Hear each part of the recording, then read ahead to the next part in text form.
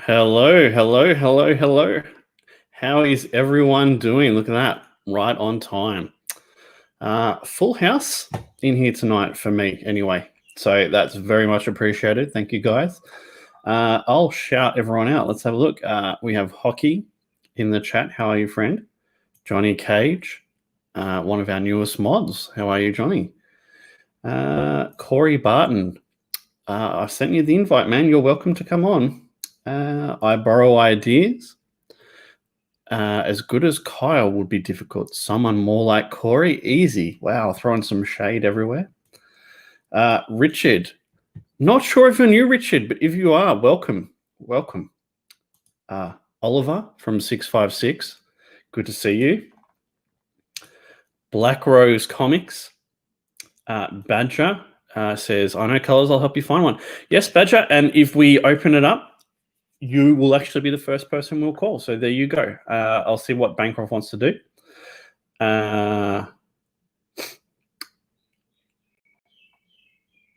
You know what? To hell with it. I'm going to send Badger the link right now. So let me get my my Twitter. Yeah, Johnny says, am I a mod too? I'm like, yeah, the first couple of people I saw in here today, I thought, you know what, we need some mods. So bam, Hockey and I borrow ideas and Johnny Cage mods.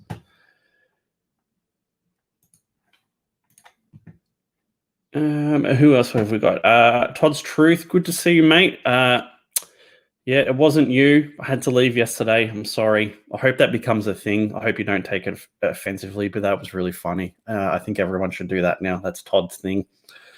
Whenever they leave a stream, they have to say, Todd, it's not you, but I just have to go. Yeah, so what we're going to be doing today is we're going to be looking for a colorist for Replicator 4. Obviously, Korey has done an outstanding job on Replicator 3. But, you know, it is time for him to do his own thing, I think. I think he's going to be, well, I mean, he already is a great artist. I think he's going to be sensational. So, yeah, that's what we're going to do. I put out a post on Facebook saying, hey, I need a colorist, a pro-level colorist. So apply, please. Let me see what you got.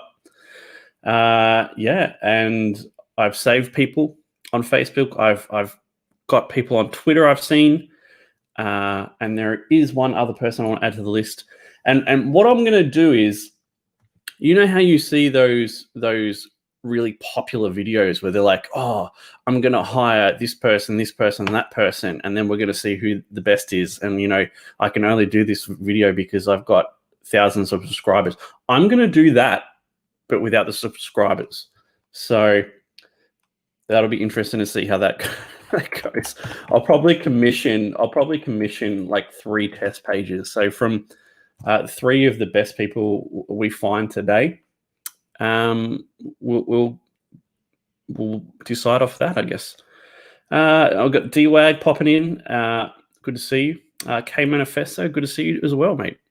Good to see you. 12 people in here already. Very good. Very good stuff, guys. Thank you. Amanda B. K Manifesto says, color me curious. Yeah. So we're waiting on Bancroft. I sent Badger the link. He's not here. Badger, you've disappointed everyone. Danger Vanessa, good to see you as well. Good to see you. Yeah, so I'm waiting on Bancroft. He has a meeting that wraps up at 10 o'clock. You know, I thought I'd have a good 20 minutes of filler, but, you know, as I do, it's 10:04. I run out of things to say. Yeah. So, chat, how are you guys? How are you doing? You know, I don't have that gift Clayton does. I don't know if it's a gift or a curse where he can just talk about something without saying anything about anything important at the same time. It's a strange thing. Yeah. So just waiting on Bancroft. Why don't I go ahead and bring some of these colorists up before he gets here? because you, like I said, running out of things to say. All right. Here we go. Here we go. You know what else we could do? And this has been outrageous. We could look at the Replicator 3 campaign while we wait. I'm just saying. Ah, yes. Chris Cranham. Clayton is good at padding out a topic. It's a serious talent.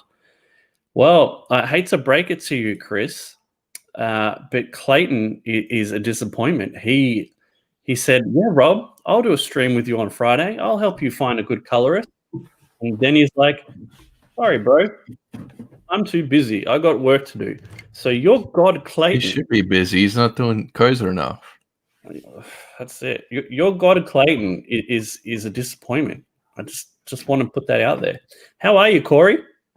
Yeah, I'm good, man. Just, working on Replicator colors and, trying to keep motivated, but you're finding a new colorist stream right now.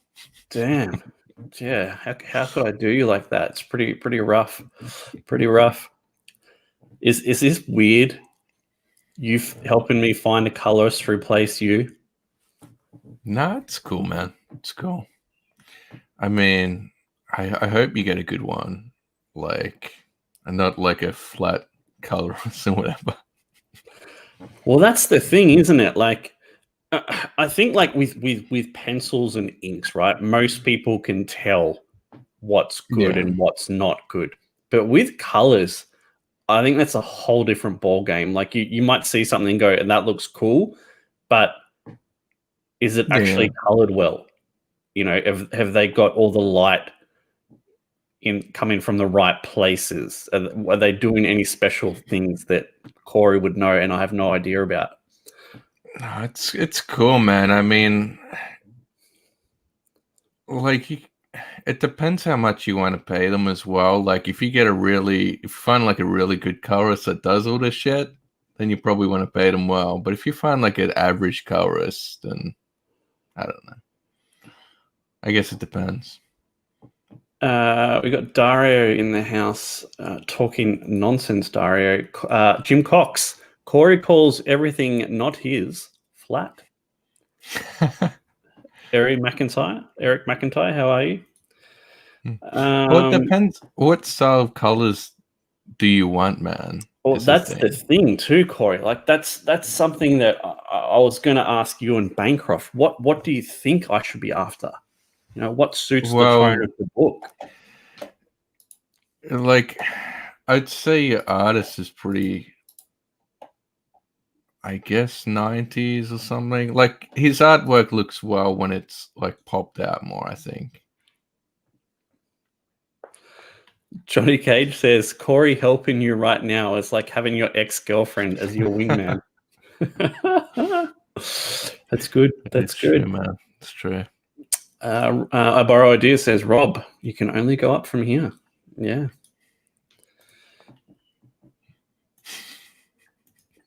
So, it's funny how they all talk me down. The guy that I replaced beforehand, I'm like, dude, his colors were flat, man. So you probably don't want that again. My lips are sealed. Darren, don't you dare leave us. You've got to stay. You've got to stay for the whole stream. You can't leave us, Darren. Where's George, huh? Where are you, George? You're normally in the comments. So, I don't know, man. Korey, I haven't whittled down these applicants or these colorists at all. I wrote looking for a pro level colorist, and these people applied. So it'll be interesting. Did they give their prices or anything, or no? Did anyone message you personally about it? Yes, that's good. I'd say that's the best way to do it. You message them personally. What's up, Badger? Hey guys. What's up, man? Isn't it really early there, George? Todd. Like, isn't it like 6? Dude, he could be already, man. All right, well, dude, what's these applicants, man? I want to see. Well, I was going to wait for Bancroft, but you know he's running 10 minutes late. So let's You do that. trust Bancroft's opinion, man? Well, I mean, he knows things. So, I mean, Korey, you don't have much of a filter, right? So, Nah, I went. If are they on How to Draw Comics or whatever that you put the posts? Yeah, well, I wouldn't be too harsh to them. So But I'll you tell may you, want I'll to tell you if they actually suit the style of the artwork or not. you may want to refrain from saying this guy sucks. Just saying. All right. Here we go.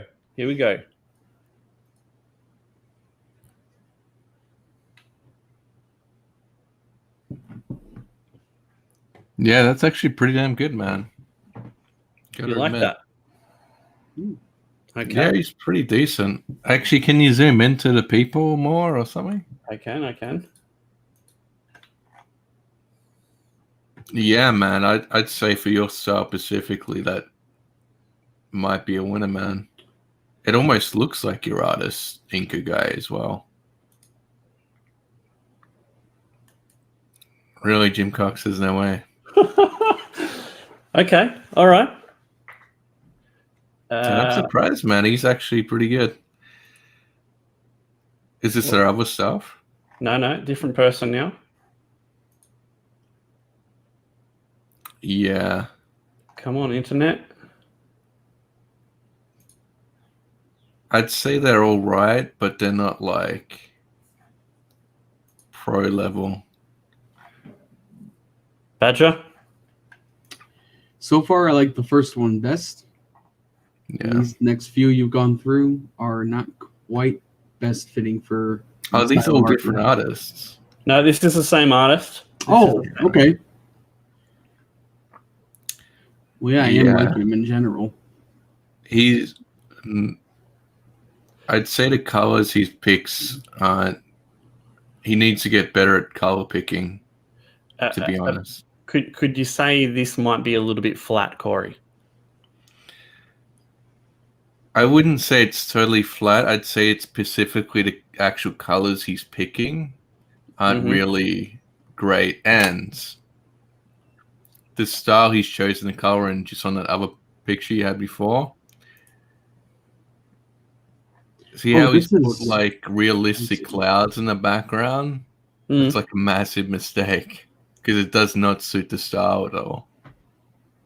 He's probably better off just doing a blank sort of background thing for washover. Yeah, it's odd. I mean, he did that really nice Ghostbusters one, and some of these others, here and there look pretty neat, but others Wait, is this the same Ghostbusters artist? No, dude, it's a different dude. A different one. Yeah, right. I see. I'm dumb. Okay, gotcha. Oh, so this guy's got more. So that's one thing, right? Someone can draw something or color something once really well. It just happens, but they can't follow it up sometimes. So this is more of his work. Yeah, scroll back up a bit to her face. See, he hasn't really shaded out the different forms in her face that much. Well, I mean, I see the main issue is like a chin or something. I mean, I guess it's a weirdly drawn face to begin with. Which it is. It does look strange, doesn't it? But yeah. Is this colors he's done for artists at Marvel? Or do you think he downloaded off like a PDF and just did it for the practice? I still reckon it might suit your book, actually. It depends, though. Okay. All right. So here's a maybe. Yeah. This guy is a no, right? Nah, I wouldn't go for him. Okay. Not quite the fit. This person.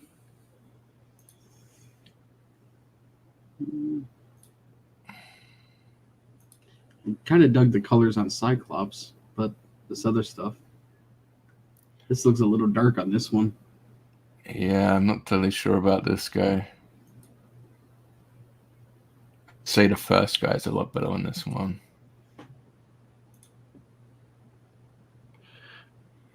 I mean, he's all right, but yeah. He's here. Mike?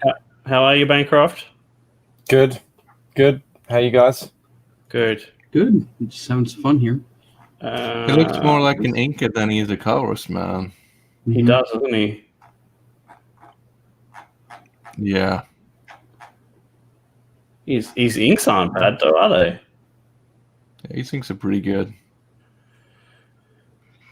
So Bancroft, we haven't gone that guy yet. We had someone. This guy's been put on the maybe list so far. Are these real pages for Marvel or the ones that he's done?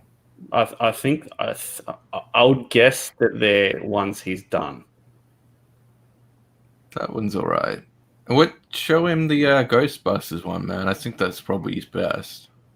All of his Marvel colors are definitely in line with what's being colored at Marvel the last few years. So It is interesting. This one looks almost a different style to his Marvel stuff.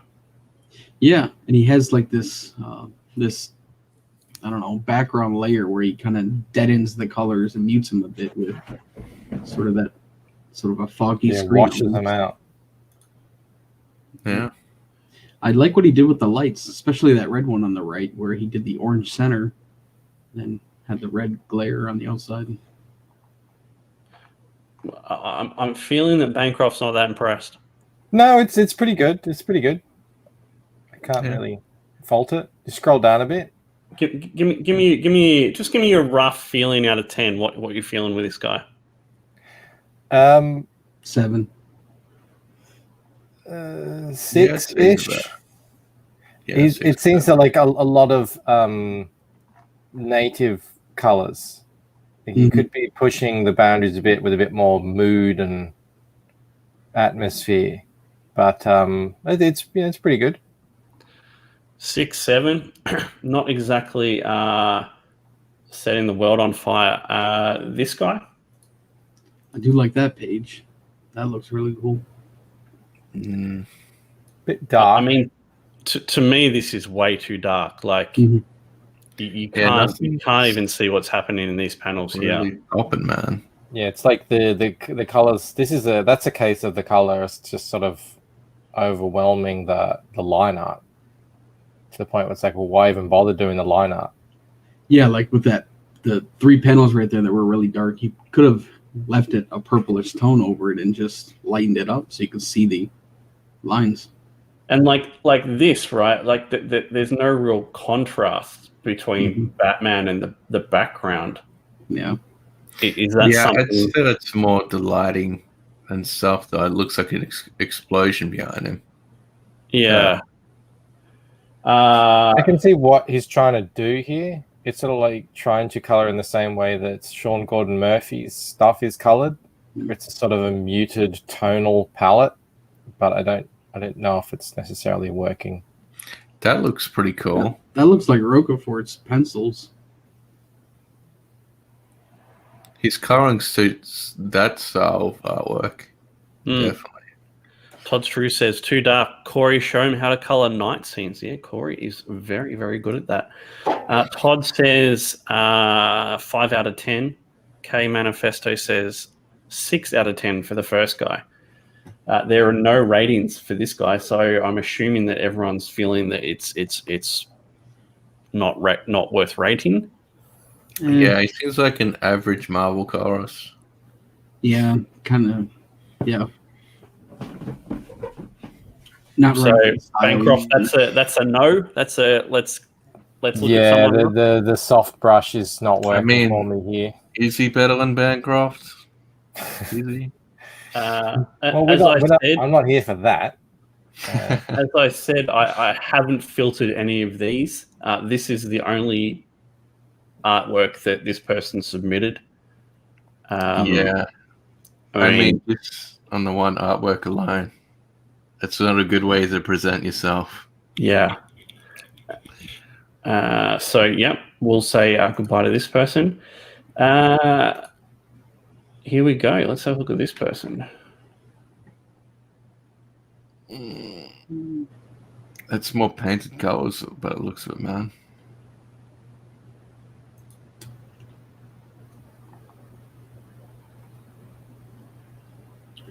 I do like the colors he's picking, like the blue and the oranges and stuff. But Yeah, it's that- more of like a painterly style. Mhm. I don't know if it suits Replicator. Yeah, he is keeping in line with a complementary scheme here. So at least there's the flow of continuity with that. Bancroft. Yeah, Probably again, not feeling it. I Maybe see four. what Korey's saying, and that there's an attempt here with the palette to tell story with the colors, which I like, but I'm not sure if this sort of painted style matches with this story that I'm seeing. Yeah, certainly. So I don't think the overall thing is working. Kill Journal. How about that? Cool.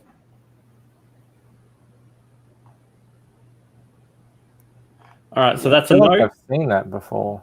Is that Kill Journal again? Mariam Kill Yasser, Journal. yeah, I recognize that name. Has done work on the Kill Journal. Yeah, this artist is about to launch, I believe, their own Indiegogos soon. Yeah, Oh, I yeah. think it That's looked cool, too man. painterly for Replicator, man. Korey, I think this is the dude that did that Ghost and Chief Baron fan Yep. art. Do you remember that? That like shiny looking fan art? Oh, yeah. Yeah, that Yeah, was rad. If this is the same artist doing the line art and the colors, I prefer the line art. Yeah. Agreed. And I actually think with that style, it's like a manga-esque kind of look. Probably without colors. All right. It doesn't even need colors. Oh, man. It's this comic. Cool. Oh Nah, man. definitely not, man. No, this isn't. Where does This the is story? just Oh, I'm not gonna have to stop looking because I don't know where this story is gonna go. Yeah, I put out a post on Facebook. I didn't do one on Twitter. I might still, but we'll see. Someone here, Adams. Hello, good to see you. Eric says, "Wait before you choose. What are the gender pronouns?" Oh, with the bi-lighting on that one. Now, this person, he didn't apply. I just found him. What do you think of this? It's very good. Again, I don't know if it's Replicator, but maybe. Like, I'm just looking at this, maybe not. But they've obviously grown a lot in the last 17 years as a colorist. So they're probably able to do a lot of different things. No, it doesn't look the same. There's a lot more subtlety in the palette and the techniques in the one on the right. Yeah, fair enough. Okay, so would you consider looking at more of this guy, or you'd probably just go? Yeah, I consider it. Okay, so we'll leave him up there. This is all I've got to go off this guy. What do you think of this Colossus? That looks pretty damn good, but fuck, man, only putting one image in to show off. The Colossus looks good, but the rest of it kind of looks quick. Yeah, kind of need more to go off, but yeah. Good. Actually, good start. Can you image search that on Google, man? Oh, she got others. She might have others. See, I mean, that to me does not work at all. No. It's not working for Replicator. That's all they've got. So that's a no. Yeah. Even though the Colossus is pretty good. Here's another Colossus. That looks like the same image. No, It is. It's just a slight different color technique on the back. I think this actually works a lot better. Is this a reference? It looks like it must have been referenced from another actual piece if it's similar colors. And it's a bit hard to judge coloring on if it's, I don't know, Rob. I think they have a pretty decent handle on some techniques. Just looking at this, not the other stuff. I would say, like, if you were to consider, like, have you got anything recent that's at this level? Anything else that kind of shows off what you're doing? This person. Yeah. Yeah, what's their other stuff, man? It's that. Here we go. Yeah, it doesn't look that good, man. It's weird that other one is done good by all the other artists. I don't think it's bad, but it looks like the figure is colored in a different manner. Wait, what's his other work? Is that just purposely done that style? Let's have a look at this. Show me the other one. Get out of that. Show me the one below that. Is that them as well? I assume it is. It's on their page. So, nah, man. Look, right. look at the chick in the background of the white man. Storm. Boobs completely flat shaded. Yeah, that's kind of a fair point. I don't think it works for Replicator. But there is some neat things. I don't mind this at all. I don't mind this person at all. I like this one a lot. Yeah, I feel like it's flat, Bancroft. It's just a matter of taste, Korey. Yeah, I don't think the Batman one was that flat. I think it's hard to get a read on this person's sequentials because the sequential art he's coloring. Check out that one.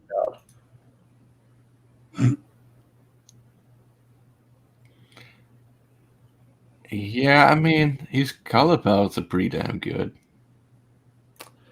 Jim Cox says, he's quoting some truth here, boobs need to be dynamic, have depth. I think we could. Yeah, like, Rob, this one is shaded pretty well in some parts. I'm not sure about the jacket, but like her skin bits, the shirt, and like everything is like the hair's shaded really well. But it's different to that other Marvel piece. Like, I wonder if this guy can keep consistency. Like, this looks pretty bad.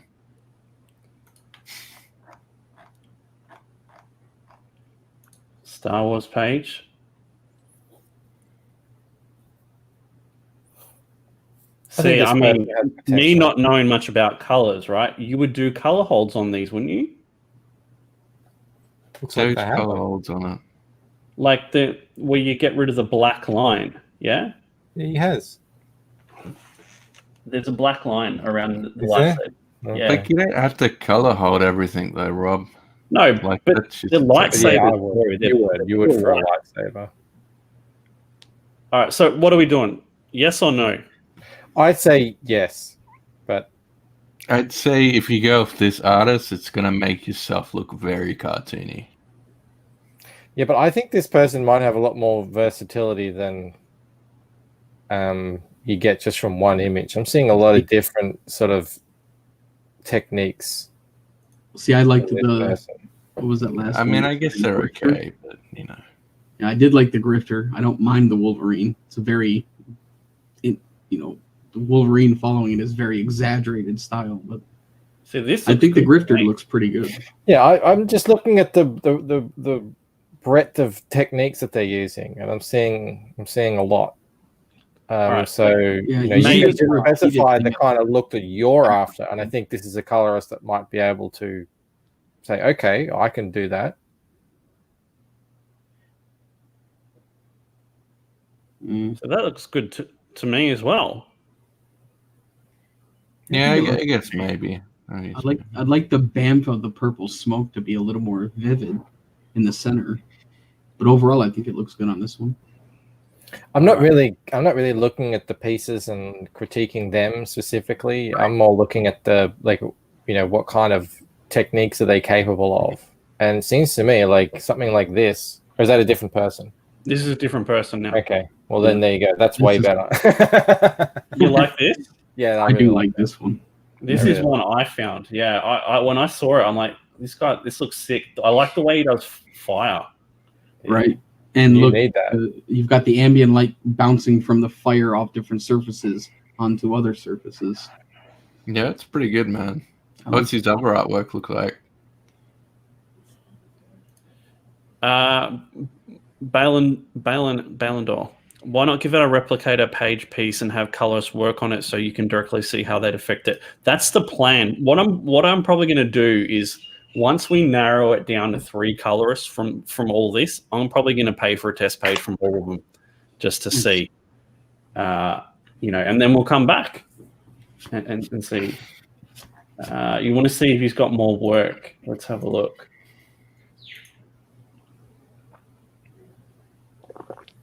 I'm trying just to ignore some of the pencils because you don't know if it's their pencils or not. Yeah, that's the thing, isn't it? But this looks like it might be their pencils on some of them.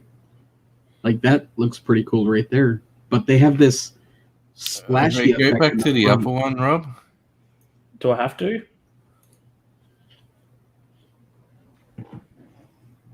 What do you think of Color's Bancroft? Yeah, not as impressed as the others, but I think he's gone a bit hard on the old Flare. on the flares and the highlights. It's not really that well balanced with everything, and the palette is a bit off. She looks very pink, but the other stuff looks really good. So I think this is meant to be like a retro computer game because I don't know if you can see it, but it looks very like bitty, like an 8-bit type game or 16 or 24-bit. I don't know what you'd call it, but maybe that's why it is the way it is. Yeah. They are okay, man. Yeah. I mean, it's pretty decent.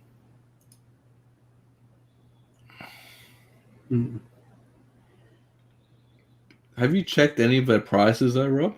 No.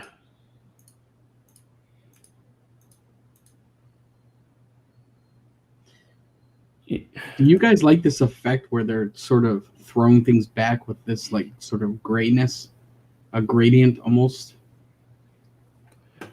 You're talking about like painting over the inks, muting it all out?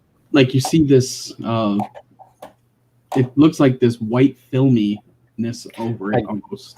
Yeah, I don't necessarily like it when it's white because it can start to look washed out instead of the effect that they're going with. I don't think this guy's bad, but so that one. Sorry, Rob. If you go forwards, maybe 3. There's one where he's doing it in a city. There you go. So go back. Yeah. So he's washing out. It's basically a hold on the background stuff, but it's more like a yellowy red kind of hold. So it doesn't look washed out. It just looks like it's receding into the background. Mm-hmm. But if you do it with white, it can just kind of makes the whole thing look washed out. I have a feeling that this might be a different colorist to the other stuff because I think this guy here. I think this is his book, and he might have different colorists. Oh. That looks like the one you just showed us, that purple one.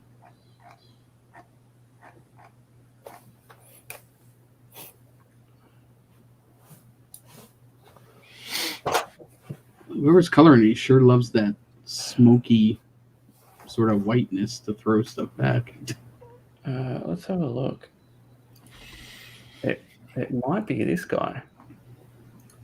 Yeah, that's him, Brian. Yeah, so this is the colorist, it seems. And this is what does my head in, right? Mm-hmm. You go to someone's profile and it's filled with photos of them eating things and going out on dates. He's actually pretty damn good, man. Yeah. So whoever this guy is, Brian. Yeah, Brian Magnane. Barbecuing. His coloring is pretty good. So, I mean, like pizza. DeviantArt. Maybe that's a better.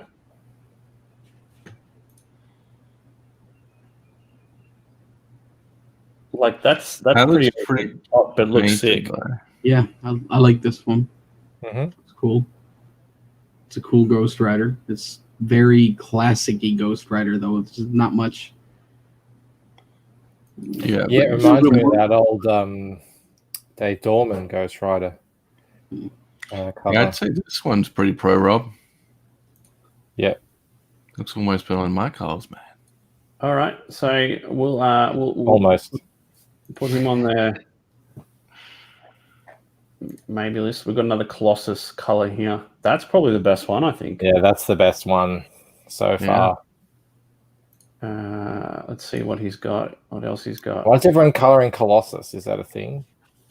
Came in a photo, I think, and Johnny was saying that the artist posted it on Twitter. Yeah, this one's pretty damn good as well, man. By the looks of it. That's pretty cool. I like this. There's good depth. There's texture in it that looks like it's been added to by the colorist, kind of like how Kyle does. I remember Malin made a good point about like never going full white, though, because that's pretty unrealistic. And I noticed when I stopped doing that, it made my colors look a lot better. So, well, look at this. Like they even put highlights on the blood, and it's not white, but it's. I kind of like that touch too. I like the bluiness to the shimmering of the whatever nightlight, probably a moon is above it on the blades. I think this is a pretty cool image. Bancroft? It's a little over-rendered for me, but yes, good techniques. It's a good page, good palette.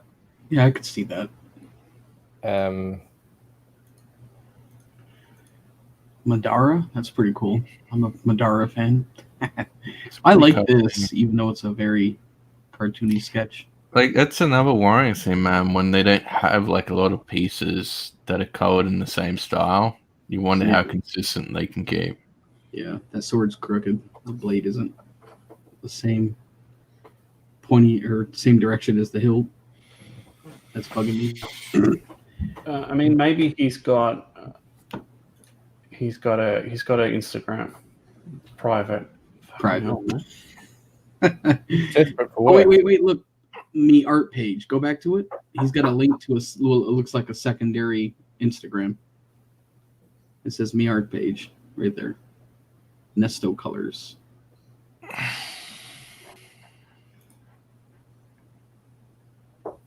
Yeah, that's pretty good.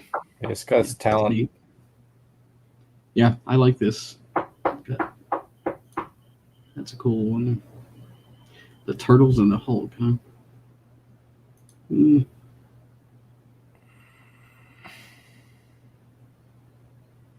It's got an orc. That's cool. Well, what do we think? Yeah, Good right. decent colors. I'm sure I do a good job on it. So maybe? Yeah. I think this is a definite. Okay. Mhm. This is Dave Brink, who we all know. But I saw these colors and I clicked on it. What do you think? I don't think it's bad, and I really like how that green light is being projected onto her lower body like that. Yeah, looks like pro work to me. It's not my kind of palette, but Mhm. looks pro to me. Jim and Genesis, is this it? Papa Joy. So I need to look into it. And that's the thing, man. It's so hard sometimes to find where people's art actually is, Right. which is frustrating. The blur effect on that's kind of bugging me a little bit. But Yeah, that's a sort of a manga thing. They love Yeah. a page with a blur on it. That does look pretty damn good, though. yeah, I kind of She's like it. a hot robot woman, so She's the most useless Transformers of them all, though. But yeah, let's not get into that, Badger, because I would agree True. with you. Good whatever colors do they have. Let's have a look.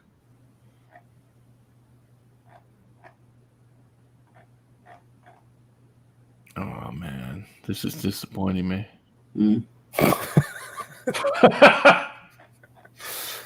I was actually going to go for that person. Oh man. Man, What's going on? It seems very different. And that's like, this is another point. And I don't know if you guys would agree, but if you're an artist, I would get rid of the work that you have that's not good. Like if you have it in your portfolio somewhere, just take it off.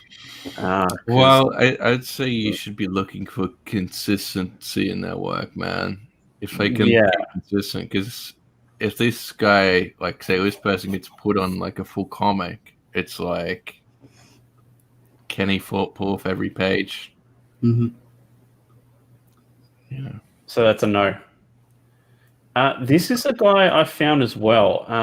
What do you think of him? Yeah, they look pretty good, man. It's not, yeah, again, it's not my kind of look, but everything's there could see some potential in it. Yeah, in terms of technique and everything. I would just, it's just not my palette at all. But I do like this one. I think this is colored nicely. yeah, Kind of captures it. yeah, I can't fault the techniques or anything. George is in the house. Yeah, dude, fuck, they're pretty good. I do wonder if this it is highly rendered. No, Yeah, it is. Now It's almost that's maths. mentally. it looks pretty damn good, Rob. I'd probably check out that person. Go back to that Scarecrow one. That almost looks like a painting. With the colors.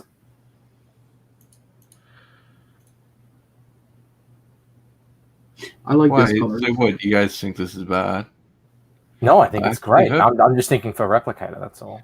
Mhm. Boobs aren't shaded that well in that piece. I love how all of Corey's comments have been about boob shading so far.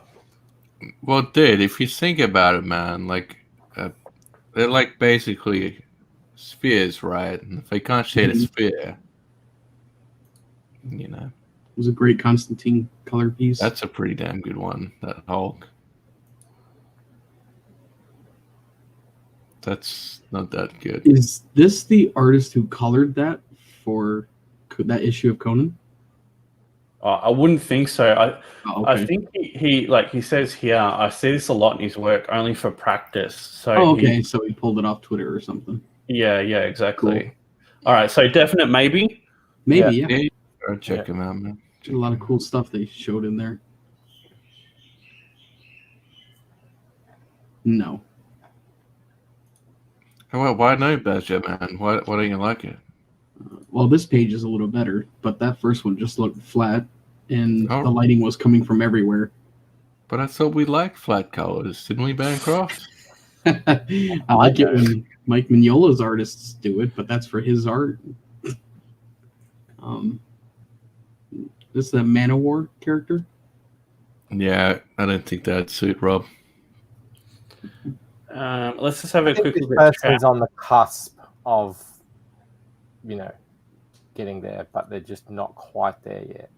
There's a lot of detail, a lot of rendering in some areas, but they're not in the rest. So it looks like it's a bit off kilter. So what we'll do, chat, is we'll go through all the rest. We'll get rid of the people that we're not going to go with, and then we'll narrow it down to maybe 3 people. So we'll come back to all the people we've liked so far. So what if all those 3 people say no? Fuck, I don't know, Corey. I haven't thought that far ahead. So this guy's a no. Yeah. Corey's a glass half full kind of guy. Yeah, man, you have to be, I think, in this game. You're saying you have to think about everything, man.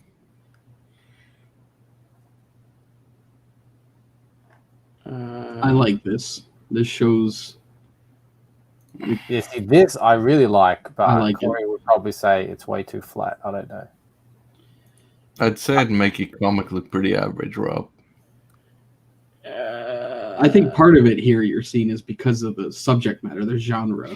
Like you think about like how those colors are popping off the page. Does it really capture your eye or anything?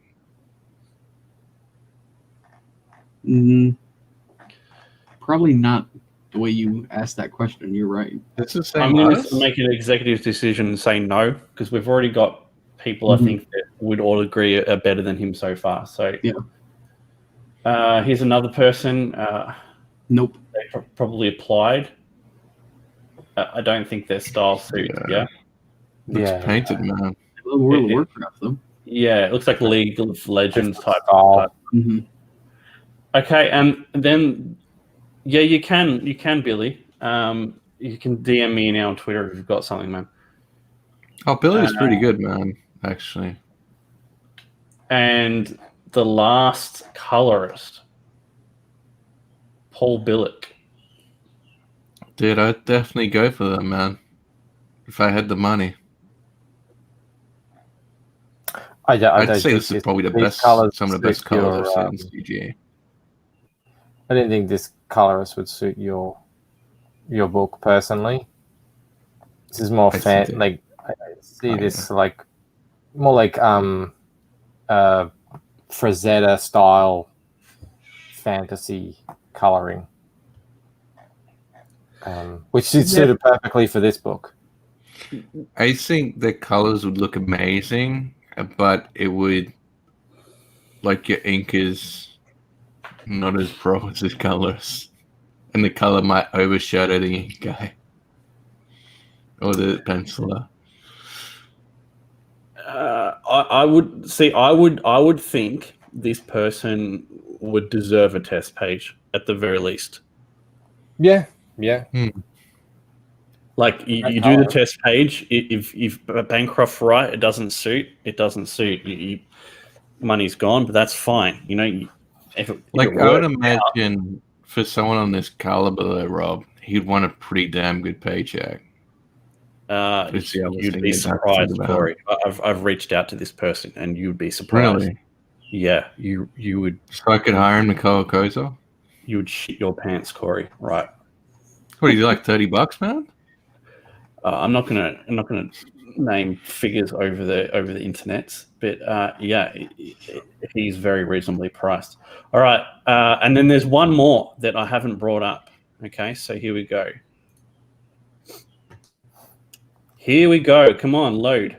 There we go.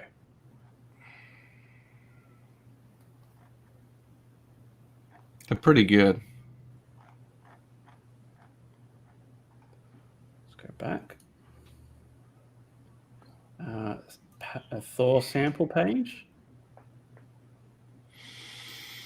Oh, I see. They want the colors on the book, but I don't like these pages. I think he's got better work though. Other ones were kind of a bit more like how you would color, like J. Scott Campbell or something. Now that's quite different. These are pretty, This is Skies of Fire. I don't know if you guys know about this. This was a huge Kickstarter project back in the day. It seems a bit cartoony for Replicator for me. Let's have it. It looks like he's got a very broad style, I guess. Like he can do different styles. I like that page right there. I saw that one the other day, actually. I was looking at the lights coming through for the trees. What else we got? Show that Wolverine.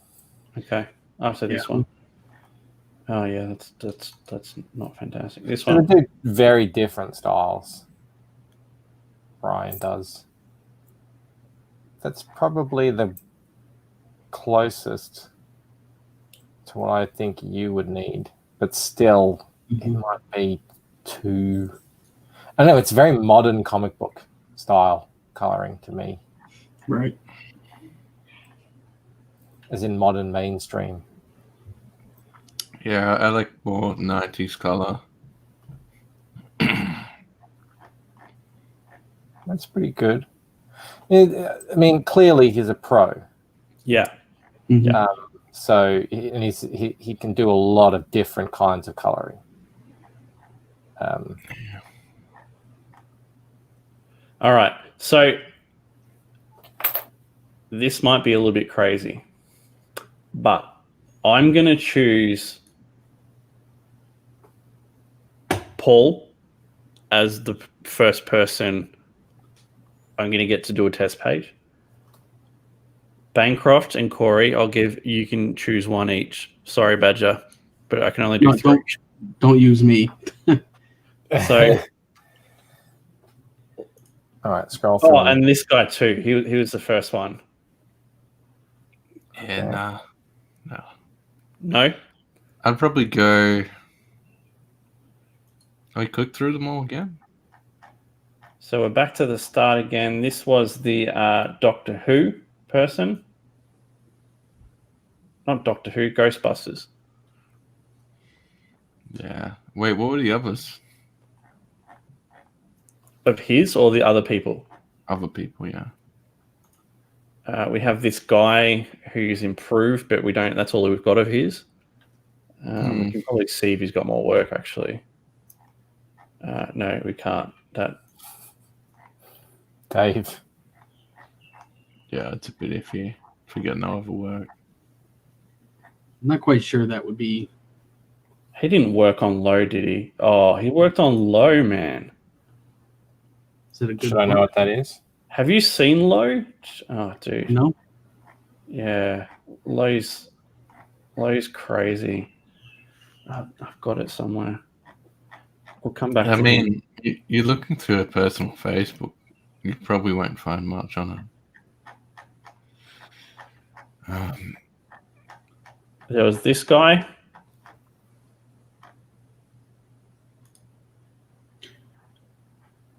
Honestly, man, it's probably too hard for me to pick. Keep going. Who else? There was this guy with the Wolverine and the other stuff that he had. Where was it? DeviantArt.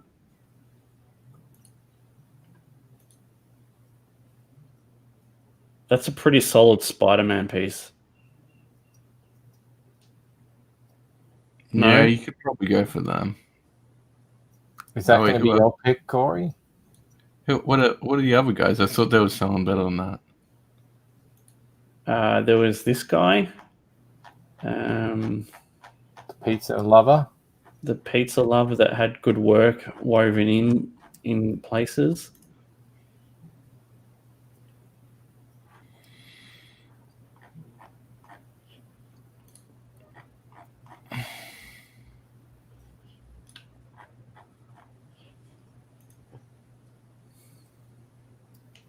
Yeah, they could be good, man. I mean, it's really hard to pick, to be honest. I think I like Pizza Guy. Who was the next guy? This guy. He was this guy. That's pretty good too.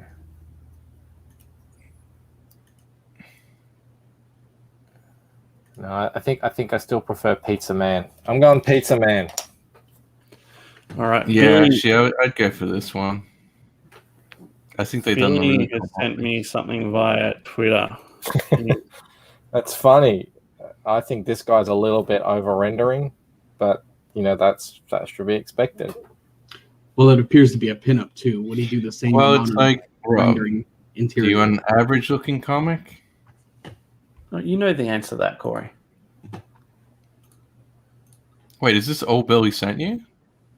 No, he sent me some other things, but I don't know if he's got sequential work. I think he's primarily a concept artist.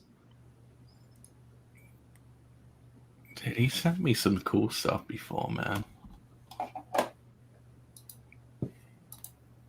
God, George, mate. George is laying down the law. I'm getting there, mate. I'm getting there. Calm down, George. There was a Spawn 2.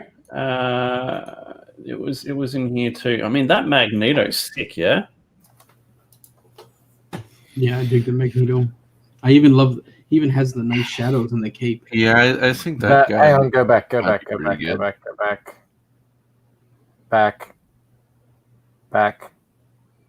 That one is the best piece from this guy that I've seen. Yeah. He's Like, nailed all like that. I wouldn't say is too over rendered. That I would say is the perfect amount of rendering actually. Dude, Bancroft, man, fuck, you're so lazy. Over-rendered, complaining, man, fuck. This is my personal taste. Go back to your flats, man. I like comics that are flat. What can I say? That looks pretty good. I love how they color light, harsh light shining on like metallic. Yeah, surfaces. that's not easy to Yeah. do. I'd try this person out, Rob. Yeah. So we've got Pizza Man, this guy, and Paul. Is that who you're going to go with? I think so. Yeah. This is cool because this is someone I actually found. It's not someone that applied. And, it's cool. When Yeah, that's why they're probably going to say no. Probably Korey. Billy says he's got another piece for me to look at. Yeah, I might actually get back to some work and eat something, Rob. So Okay. Thanks, I'll see Korey. you guys now. See you, Korey. Good flat colors, Bancroft, man. See you, man. Good 90s colors, Korey. Oh, thanks, man. Thanks. Hey, you could probably pay Bancroft to do your flats for you, Rob. I'm sure you're doing well. No, you wouldn't. Bancroft is a man who makes lots of money, Korey. You'll be there one day. What I'm feeling Shinobi Sasquatch. Uh-huh. I'm feeling this guy. Uh-huh. And you're feeling Pizza Guy. I look at this though, and I think to me that doesn't look right. Don't look at that. Look at the other ones he had. So don't judge him on the work in front of us. Is that what you're saying? Look at that Lady Thor. I think that's really good. I think what other ones did he have? You gotta scroll through a little bit to find them. Keep going. I'm not digging that. So I mean, yeah, you're not. Oh, digging what about that. the other one, the Batman one? Not that guy, the other guy. Just before this. That guy. Is it that guy? No. Batman guy is this guy, Okay. I think.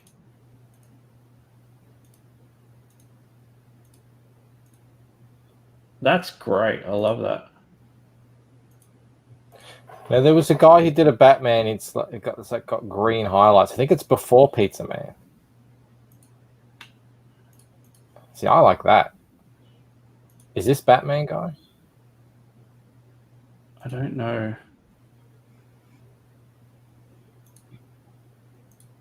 Oh, I don't want to click mature age stuff. This guy. This guy did the Batman. This guy's good. Brian. I think this was the guy that did the blowtorch dude as well.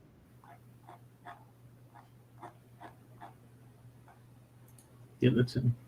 That's a fantastic good. one. Mm-hmm. All right. I'm feeling this guy, I'm feeling this guy, and I'm feeling Shinobi Sasquatch guy. What do you think? Selection. Yep. Although I'm interested to see what Paul will do with the Replicator page, because I don't see it, but obviously a really good colorist. Yeah. Yeah. It's funny. Like I reached out to him. I'm like, dude, do you have your portfolio anyway? And he doesn't have any sequential pages apart from these. So it's just crazy. What's the IG name for the chick with the? I don't know, man. You're gonna have to explain it better than that for me. I like Billy colors. Billy, I like your colors. Rob is right. It's oversaturated. Rob's always right, Chris. Thanks. Yeah, so I'll see if I can get a test page from all of them. And I should do a sequential page, shouldn't I? Like I shouldn't do a Yeah, absolutely. Sequential. I wouldn't pay for anything else because you need to know how they're gonna marry all like potentially different colors and different panels together on one page. There's a dog just like non-stop barking at our house. So is it your dog? no, it's not our dog. So this isn't inked yet. It will be shortly. How they go on a page like this. That's a great page. Yeah. So what do we got here? We got the crowd. Yeah. So you get to see how they're going to handle a background in the far distance. There's no flames here. That would be cool if you could like, because I know you guys. That is a really good point. And flame weapons. I will have a page with flames on it very shortly. I don't know if it's in yet. Let me have a look. You've got a real great artist here. I like his pencils. Yeah, me too. Are these digital pencils or traditional? Traditional. Yeah. That's why I can sell them, which is fantastic.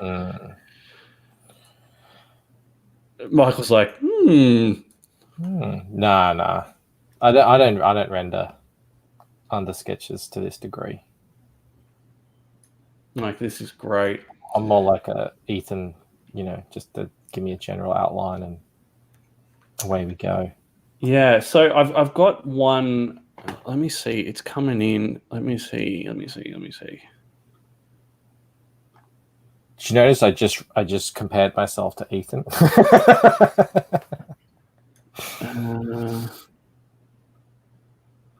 I don't know if there's actual flames, but there's gunshots. There might be some burning. Yeah, gunshots would probably be enough. Something. Yeah. Like explosive or whatever that they can show off how they will use light. Like we're seeing here with Paul. You see, okay, so he's got a bright flame. How he's going to actually use that and marry it with the blues at the top of the page. One thing that irritates me about this is like this seems to be like a high res-ish image. This does not.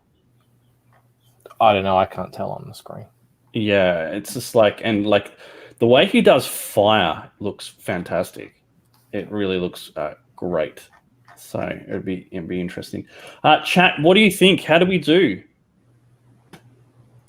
I would probably hire Kyle Ritter if Kyle Ritter was available to be hired. And now he's sick now, and that ain't happening. That dude made Mr. Freeze look cool with his colors. I don't know what this is, but I like it. Which one's this? This is the one of the This guy's good. This guy's good. Mm-hmm. This guy. And what was the other one? It was, let me make sure they're all next to each other. This guy. Yeah, I think you narrowed it down to some really interesting people. It's gonna be hard for you to choose, man. Well, if they're available, I mean, they might say, sure. "Oh, they all might say no, except for Paul. I'm busy up till next year or something." So, I would, but I'm a big believer of you have to pay for things. But if someone I wasn't considering wanted a page to be considered, I would do it. But the people that I'm looking for, I will be paying for test pages because I don't think you can't pay for test pages. I think it's just it's very unique situation to do spec work like that. It's sort of like, okay, I'm a colorist. I think I'm good enough to color Dave Finch or something. So I'm going to start sending pages to him in the hope that he'll take me. But if it's not someone of that caliber, I wouldn't suggest anyone who's kind of taking spec work or doing it. That to me strikes me as someone who isn't probably a professional. because a professional doesn't have time to just be, trying to get on some indie project and color out a page. They're too busy working. So that to me would be a sign of maybe they're an amateur trying to break in. Michael, what do you think about this guy uses on almost all these pieces this little white spattery dot effect? And none of them really look like there's more foreground and background versions of that effect. How would you go about pushing some of that back while obviously bringing it forward, that spatter effect he has around the edges? Yeah, that's a very good point. Yeah, I mean, you could, I don't know if it's a brush, it probably would be. You can get these random dot brushes and stuff. You would just size one up and make it lighter, I suppose, and then the ones at the back, you would make them darker and smaller. But yeah. Oh, okay. That's what I figured. But you would use the ones at the front that are large very sparingly. Jim says, George, my suggestion is to throw it up on Twitter for amateurs, not necessarily to hire now, but to show potential. Yeah, I love that idea, and I'll probably do it. There can be significant drawbacks to it because some people can misconstrue it as you looking for free colorists. And then you get into this whole thing with people, you don't pay things, and it's just, it can be a nightmare. But I would, I'm happy for people to do that. The last thing you want tricky situation on a tweet or a Facebook post of someone like saying, "Oh, this one person just wants spec work. Pay your artist," and it gets 40,000 likes and retweets or something. Yeah. Billy says, this is a pinup guy. I'd be wary compared to the Sasquatch guy. That's a good point. Interesting. That's why you have to. Yeah, but like so many people they're capable of doing it. They just haven't had the chance. Like, if someone can do this, I don't see any reason why they can't do sequentials. But you need to see it. That's why you need, in the test page, has to be a sequential. This is cool. This guy, he's not only obviously coloring the page, but he's adding to the pencils. Like, he's really bringing this image to life, for me anyway, this fight scene right here. Because it looks like Deathstroke's boots, they're kind of muted down a little bit, but the rest of him is really bright. So it's kind of like the focus on the center, Yeah, it's adding a lot to the art. So I think this guy's really good. What I Borrow Idea said, that's exactly the kind of thing that I'm talking about. Like, Ethan is of that level where, yes, if you're a colorist, you probably do want to just spend a couple of hours coloring that Cyberfrog piece so that you can hopefully, like, Ethan will retweet it. It's not like you're looking for a job, right? But you will actually get exposure on a character that people like and potentially get shared around a lot. Well, that's how he noticed Kyle, right? He said Kyle started out as just a mega fan and would send him stuff. Well, yeah, exactly. So, yeah, man. He was like, hire me as a colorist, and that worked out well. But you've got to be on that level at the time. I think Ethan was, big name DC artist. So yeah, it's a really fine balance of you never want to work for free, but then you want to do work to get yourself out there and shown.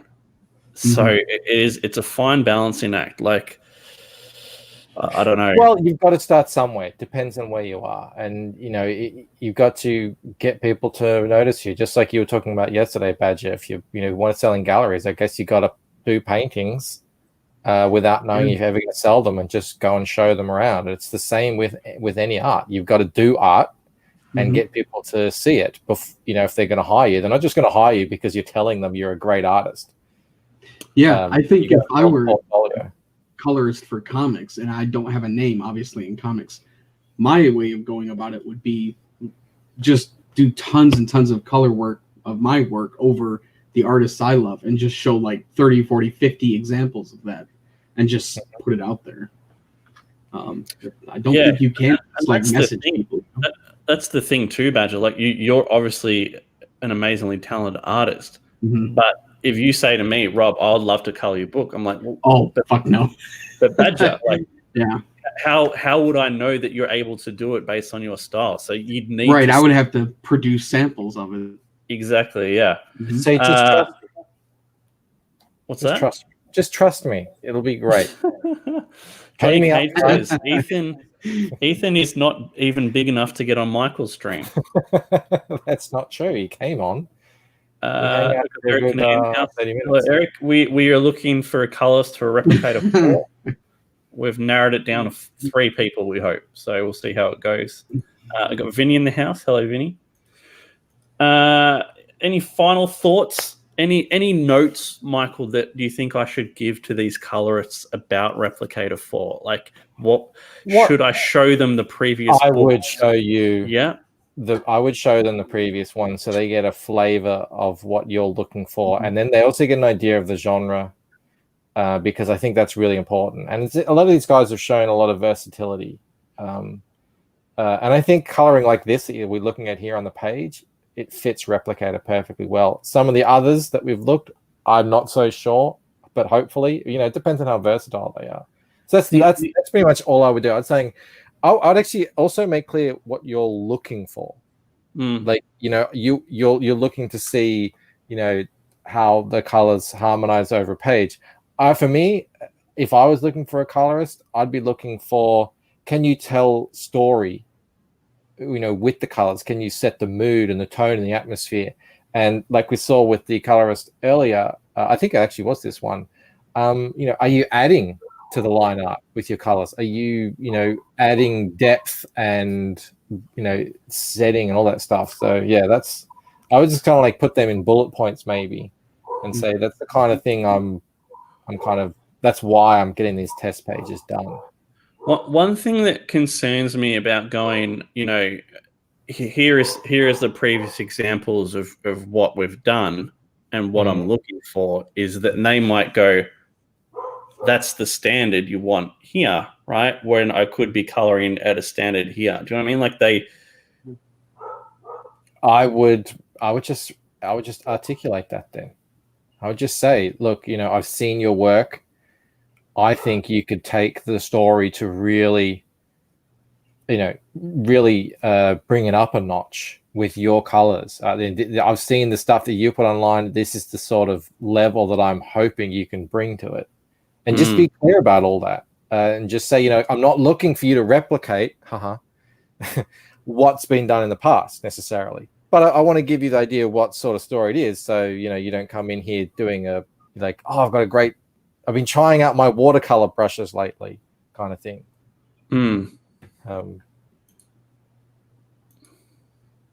Yeah, that 7 to Eternity pinup piece is interesting because that whole comic series is very painterly. And they went from doing a more classic coloring job on all of these other examples, but then the 7 to Eternity piece looks like it could be in that comics archive of painted work, colored work. So I like these guys who are highly versatile. It says to me that they just love art. They love making art. They love trying out new things. And yeah, then they're serious about their profession, because obviously the more versatile you are, the more potential jobs you can take on. Like Daredevil, it's hard to make Daredevil look that. It's hard to show a lot of color in Daredevil's costume. But at night, you can get all the reflective light from lights or the sky, whatever. But then you've also got the different tones. You've got the bright red, medium, crimson. Then you've got purple, sometimes blues. That's a cool page, man. Billy asks, Eric, what do you think about the prospect of concept artists for comics? So here's something. I always need a concept artist for comics, right? But the thing is, with that, I'm usually not looking to pay as much money as they're worth. Like I'm wanting simple designs, like just simple, clean, even loose sketched designs. And you get people say, like 150, 200 US, when I'm talking, maybe something that takes half an hour, if you're quick, maybe an hour. That's where I'm finding a bit of a disconnect for me. I'm sure it doesn't apply to Bancroft because he can just do it himself. Yeah, I've watched a lot of color concept artists time lapse stuff, and there's a lot of different ways that they do it. Some people paint it from scratch. Some people go out and collect like Google images of bits and pieces, and the things that they come up with, it's friggin' amazing. And you're like, really? You were just copying like they'll just look for a pouch. So they'll just like grab a pouch and then they'll warp it and everything and paint over it a little bit, and then they'll want like a buckle on a boot, and they'll find it and they'll just put it in perspective, and they'll just like collage together this amazing character. But they can do it in half an hour to an hour.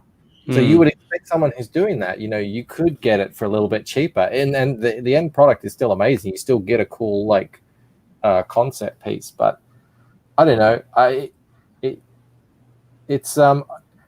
don't know if he's asking like concept artists kind of art in comics, because that is that's a whole nother thing. I've seen people try and do that, and they look amazing, especially if they're an amazing artist, but then they usually don't finish off because it takes so long to paint. Eric says we should be careful about the conversation of this only took you half an hour. Why should it cost $100? That's that age-old thing. You spent 20 years learning how to do something.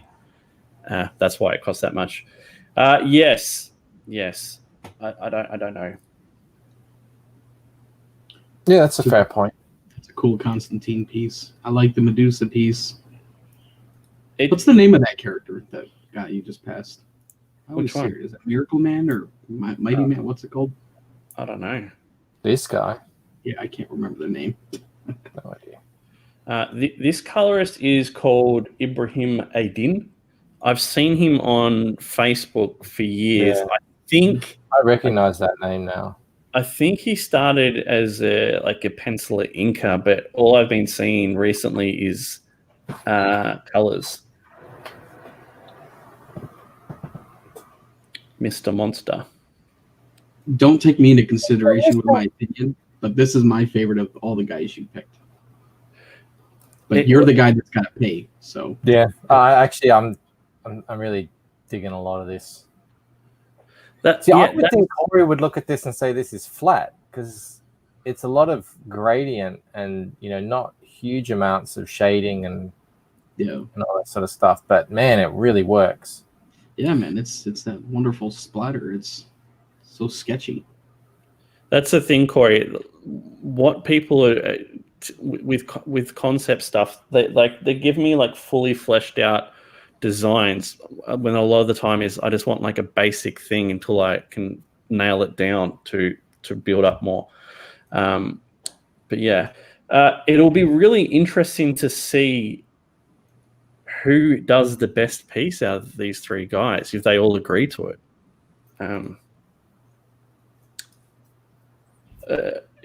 What do you respond to when they come back and say, "Oh man, I would, but you're CG, so fuck you"?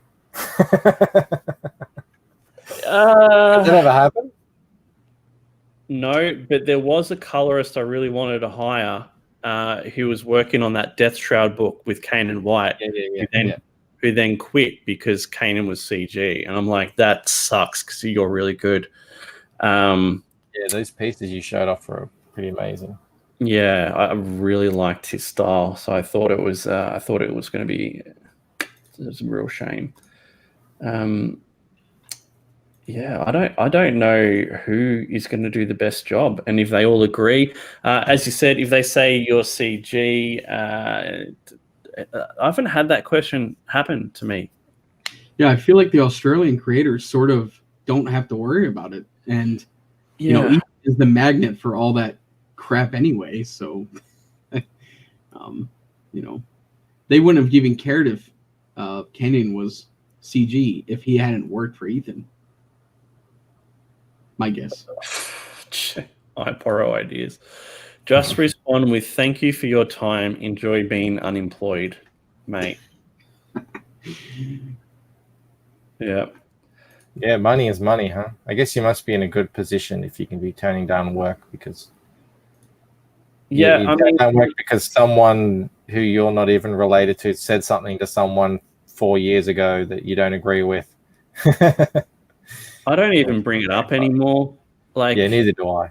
it's like, if they're so concerned about it, they should know who they're working for, and if that's a problem for them, then they can sort that out themselves. Right. But like, I brought it up with the two guys on Replicator 3, like, just let you know I'm CG. Don't know if it's a problem for you, but yeah, just let you know. And they're both like, I don't care at all. A lot of people just want to get paid. So, Lord Crackhead says, Adam Post didn't tell his artist he was CG. When the artist found out, he quit working for Adam, and this guy drew both College of the Dead books. Very interesting. I'd be interested to see what he's drawing lately. Probably not a lot. It's kind of disappointing. Because Adam's a really nice guy, man. Yeah, I've been listening to Adam's streams recently. He's doing like nightly interviews. They're good. Didn't Jimmy Reyes have a similar story? I don't know. Did he? I know he's Yeah, lost he a few did. people Yeah, he'd yeah, love he to work with. When he came out as CG, which he did after he closed his campaign, didn't he? That was a bold choice. During, I think. Oh, during. Okay, well, I didn't hear about that. Ooh, And yeah, I think someone said, "Well, yeah, I don't want to be attached anymore. Just don't put my name on the campaign or something like that." who's the artist on this? Do you think that's Jim Lee pencils? Dave Finch. Oh, David Finch. Oh yeah, I think that's actually the first Finch I ever saw because I had no idea who he was because not DC and not I hadn't been in like Western American comics for ages. But yeah, that was very impressive when I saw that. So is this that colorist? Who's this? Yeah, same guy. Yeah. I think. Yeah, I mean, could do a lot worse than that. That's really, really nice stuff. Oh, I've got something to show you. This might be a little bit controversial. What do you think of this concept character design here? I personally hate the mohawk, but you just take that away, and I love that design. Don't ask me. I'm sort of, I don't know. I just kind of like came away. Like, I don't know. I just kind of, I don't know. I don't want to say outgrow because I don't want to seem like it's an age thing. But my tastes just, I don't know, evolved. I'm not into the whole. It looks like rubbish. It does a little bit, yeah. Oh, you know what? I'm looking more at the costume. It all kind of just looks. I don't want to say because it's really mean, but derivative of That's a really interesting point, Bancroft. I don't know if there's anyone in chat that's a fan of mainstream comics. I don't know if it looks very familiar at all. Also, the whole thing is ripped. Let me save it so I can make it bigger. Did this person trace it? You're getting close so we can. So he's. I'm seeing it as he's trying. Yeah, it's. I mean, I would love to lay them over the top because, it looks close, doesn't it? That looks. It's not close. It's like it's exact. Like I can see he's redrawn the details, but the shape is. I mean, he didn't even change where all the shadows are. Like he's redrawn the shadows, but where all they all are. Like look at the crotch. It's the same thing. Like the feet are exactly the same, and like even the symbol, exact same form. Yeah, see, I like the image too. That's what's worse about it. But I don't read any Superman, so I wouldn't even know. Maybe it's the same artist, and it's like referencing himself because it's Superman. Like it's supposed to. Would he trace himself though? Would an artist do that in comics? Well, maybe if he was like trying to make a point that it's like the same moment in time, but like 'cause I don't know the story. I don't know if it is the same artist though. Like No, I think this Superman is someone in chat will know. I think this Superman is drawn by like a famous Superman artist. And this is a new character concept by someone on Facebook, and he's getting ripped to shreds. Yeah, now that I see it rightfully, so that's completely. I mean, yeah, if that is just a straight, hey, what are you gonna say? Yeah, what are you gonna say? It's even a dome kind of building in the background as well. The character on the right is called Cobalt. When I saw it, I'm like, that looks pretty cool. And then I like saw the post, and it had like 400 comments, and I'm like, right. And yeah, then that guy. their minds in there. Like, this is enough evidence to lose a case in court. Like, this is paying damages big. Because it's not transformative. I mean, he's got his same shading cells over the top of this new version of it. It was crazy. I told this story ages ago, but Clayton did some designs for Star X for me, like some 2 hot chicks. Some guy ripped them off, like completely changed like their hair and what they're wearing. And then, right, he posted it in Clayton's How to Draw Comics group, claiming it as his own. Clayton's own group. I'm like, you've got to be joking. To this guy's credit, though, on the right, he didn't draw the cape. He drew the line. He's like, this far, no further. You know? So he has some... I'm joking. He did redraw the face. He did redraw the face, but the face, it looks kind of plonked on. Whereas on the left, he actually has a neck that kind of connects at that angle, and it's I think it's more dynamic. But hey, it's well drawn. If he would have had if he had a long braid as a mohawk, and it's just one long braid, that would look really cool, I think, on his face. Who's the artist that does this pronounced rib cage? Like, who's famous for that? Alex Ross. Yeah, I know Alex Ross does that, but that's not Alex Ross. George will know. Come on, George. George, who is it? Because I don't read any Superman. I mean, I could probably just find it. It's a shame because look what he did to it. I mean, he looks like he's got enough understanding of digital software and the tools and enough about art that he could make something himself cool. Jim Lee? Could be. Can anything maybe. says Jim Lee? Yeah. It'd be interesting to know, like, if Eric has run into people stealing his artwork and claiming it as their own. His would be a really difficult style to try and get away with, I would imagine.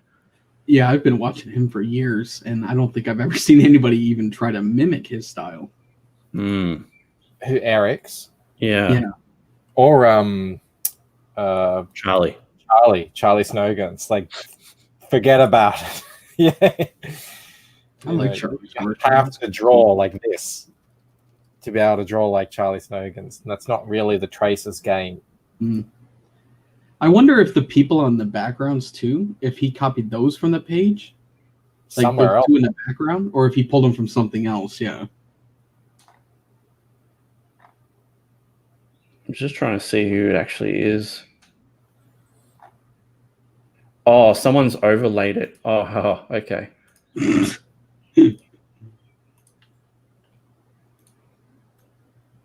Yeah, nice job, thief. I don't like the black little spots he decided to put on the design of the arm. I think that looks ugly. Also, plagiarism. Someone included copies of my work into their portfolio and submitted it into the animations working in at the time. Oh my gosh. Crazy. That'd be great if Eric was the one that did his review and then emailed him back, said, this is my work. What a bunch of baboons, man. Oh, that's crazy. Yeah, I don't get this, man. If you have the ability to make something cool, which this guy looks like he does, why do you need to trace everything? Just make your own stuff. You got to read a couple of those comments. Mate, it is going off here. It's a lot of them, too. Everyone's pretty sure it's Jim Lee. I'm just trying to see if someone has said, yeah, this is Jim Lee's. Wait, further down, it looked like the name Cobalt was taken from somewhere. Well, there's a character called Cobalt already. Oh, okay. Yeah, Jim Lee, Superman. Yeah. That's crazy. I can't believe, like, if you're going to be such an a-hole to steal someone's work, you think you would make sure you're not going to submit it to the place where they're working. It's just crazy. You'll have to come on and tell that story, Eric. That would be hilarious. If he just sent it in and didn't actually come in with it, and it would happen so like face to face. So maybe I do hope that. I've got a feeling, and I might be wrong, but I think Eric was pretty. He might have been pretty aggro and alpha back in the day, not as chilled out as he is now. I mean, he could probably confirm or deny that. That's pretty much it, guys. I mean, I could keep doing nothing here. Do you have anything you want to bring up, Bancroft? Yeah, Joe Catapano, is that how you say his name? Mm-hmm. He's coming on the show today. He's got a new trailer for his book. He's going to launch it on the show, like premiere the trailer. We're going to talk trailer. Star Circuit. Star Circuit, that's the book. Yeah, we're gonna chat about his book and trailers and stuff. It's going to be good. Awesome. Lucen's going well. Yep. Doing fixes. I was doing some like fabric fold fixes last night. Oh yes. And man, you just think. Now, okay, I didn't trace other people's art, but I would reference other people's, like the way they've drawn, like maybe folds in the arms and stuff. But some of these I don't know what I was looking at. I was just thinking in my mind, and some of these things were, man, they were choice. So I've been cleaning up some stuff, and it's coming along. It's coming along. I'll do an update in probably a week or so about how far off I am on all these fixes. When are you doing the update with my book in it? Did you do an update with my book in it? No. Oh. But we've got to agree to it. We've got to do it. We've got to do it together. Well, then someone said that they don't like that in our update show. Yeah, I think once a month. Isn't that what the consensus was? Yeah, well, we'll see. I did it once. I don't know how people respond to it. I borrow ideas. Say Bancroft, do a stream on searching for Colourist instead. Is what his topic for today's thread. Yeah. And funnily enough, I'll land on the exact same people. It'll be crazy. George says, I think we found something to disagree on. No one better mess with puppies when I'm around. Yeah, that's the thing. Like, I'll watch a movie and they'll like just destroy a human being, like rip their body into pieces, and I'm like, that's fine. But if they start hurting animals, man, I'm out.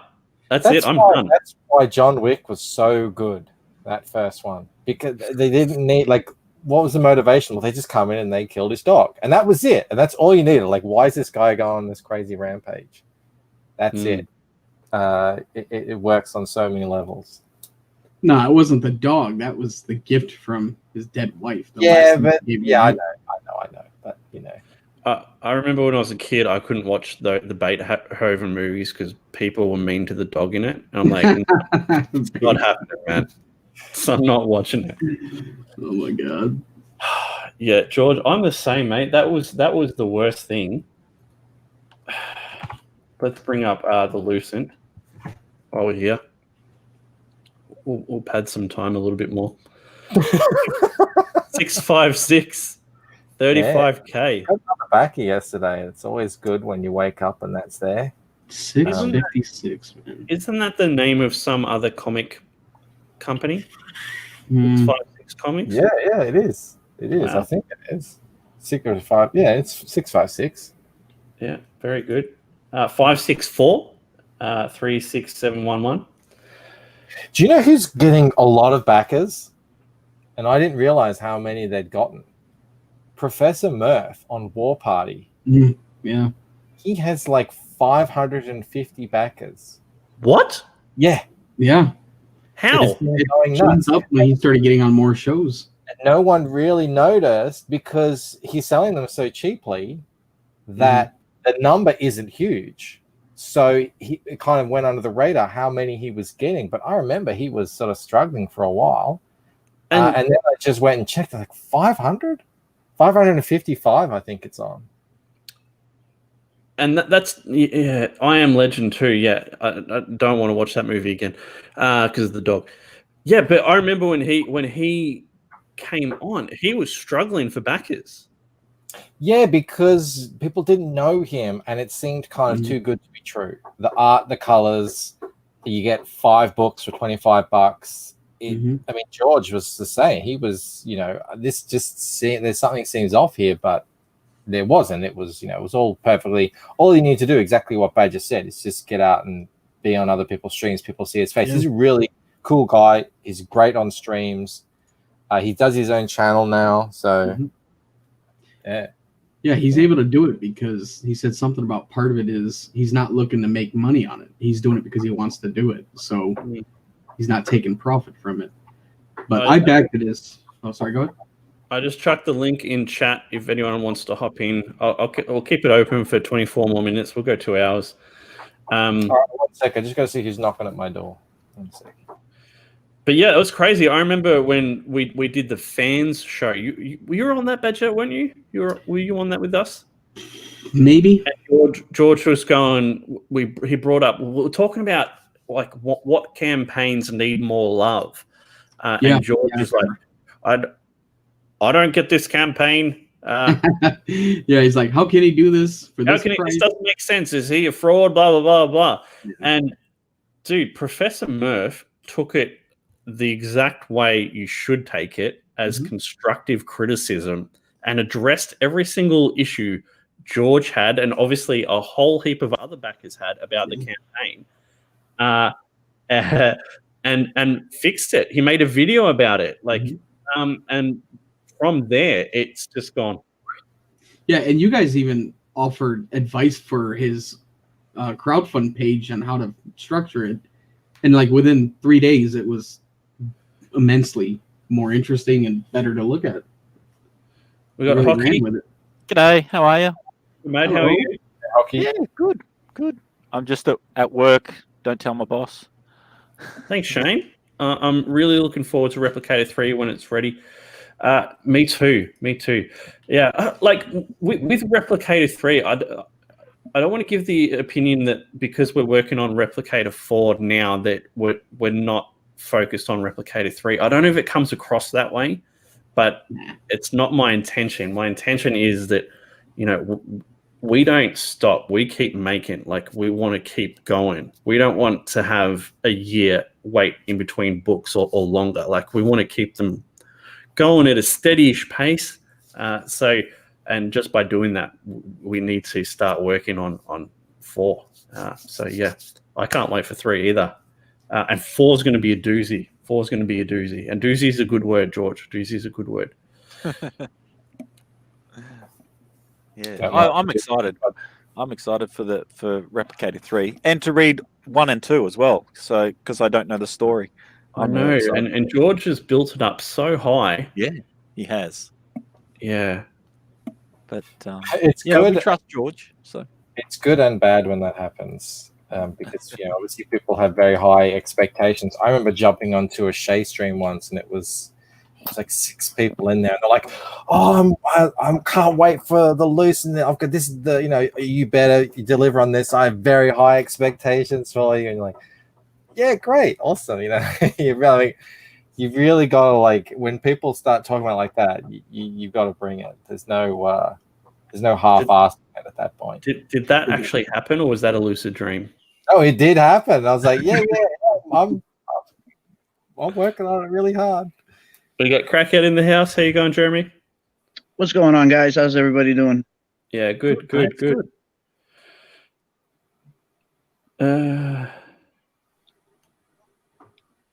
Badger says George gets residuals from the Bible being the first mass printed still.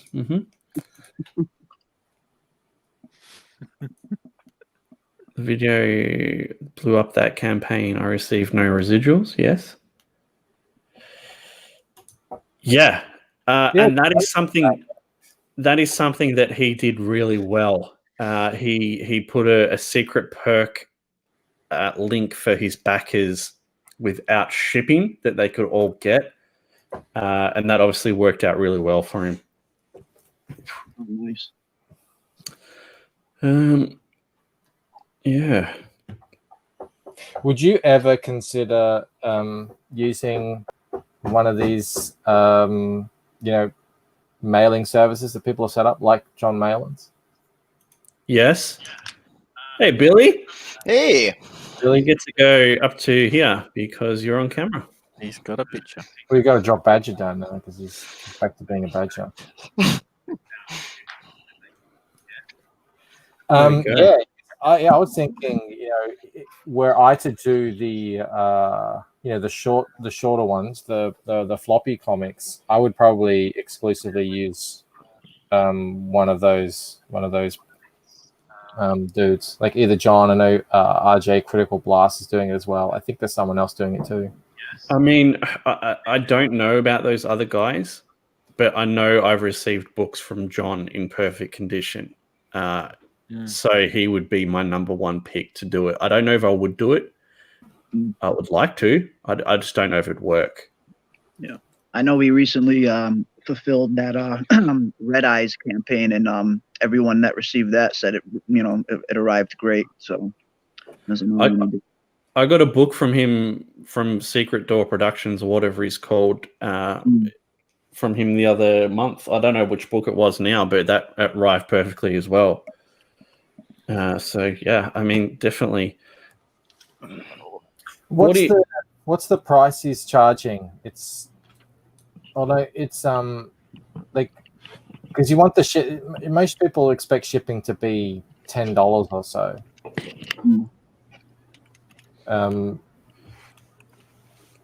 It would be interesting. Like, you could get it cheaper than that if you were able to do it yourself. But if you're paying him, he's got to make a profit, and then he's paying for labor and everything like that. Yeah, because that's what everyone is really wondering about. Getting the shipping price down. Because when you start talking about more books or smaller books, the first thing that inevitably gets brought up is, but if it's $10, $15 shipping on each of these, forget about it. Yeah. It's so hard though. Like, it's almost worth having two separate campaigns, like one for American backers and then one that you run here for international backers, because you can't. It's way worse shipping international from America. Yes. Yeah. Way worse. Yeah. Yeah. You would only send John or whoever's doing it the American ones, because you're way better off sending, to England or New Zealand or Japan or wherever from here and send them to the States. I'm curious on this, just because you guys have brought it up several times now. Like, I mean, you don't have to give me, definitive numbers, but like maybe percentages. Like, what's the percentage that you're fulfilling in the States versus home where you are? 75% roughly. In States, and then 25% at home where you are? No, 25% probably 20 to 25% overseas. Oh, okay. So 75% of your fans are in country where you are. No. Oh, other way around. I'll give you my numbers. Just 1 sec. Let me calculate them.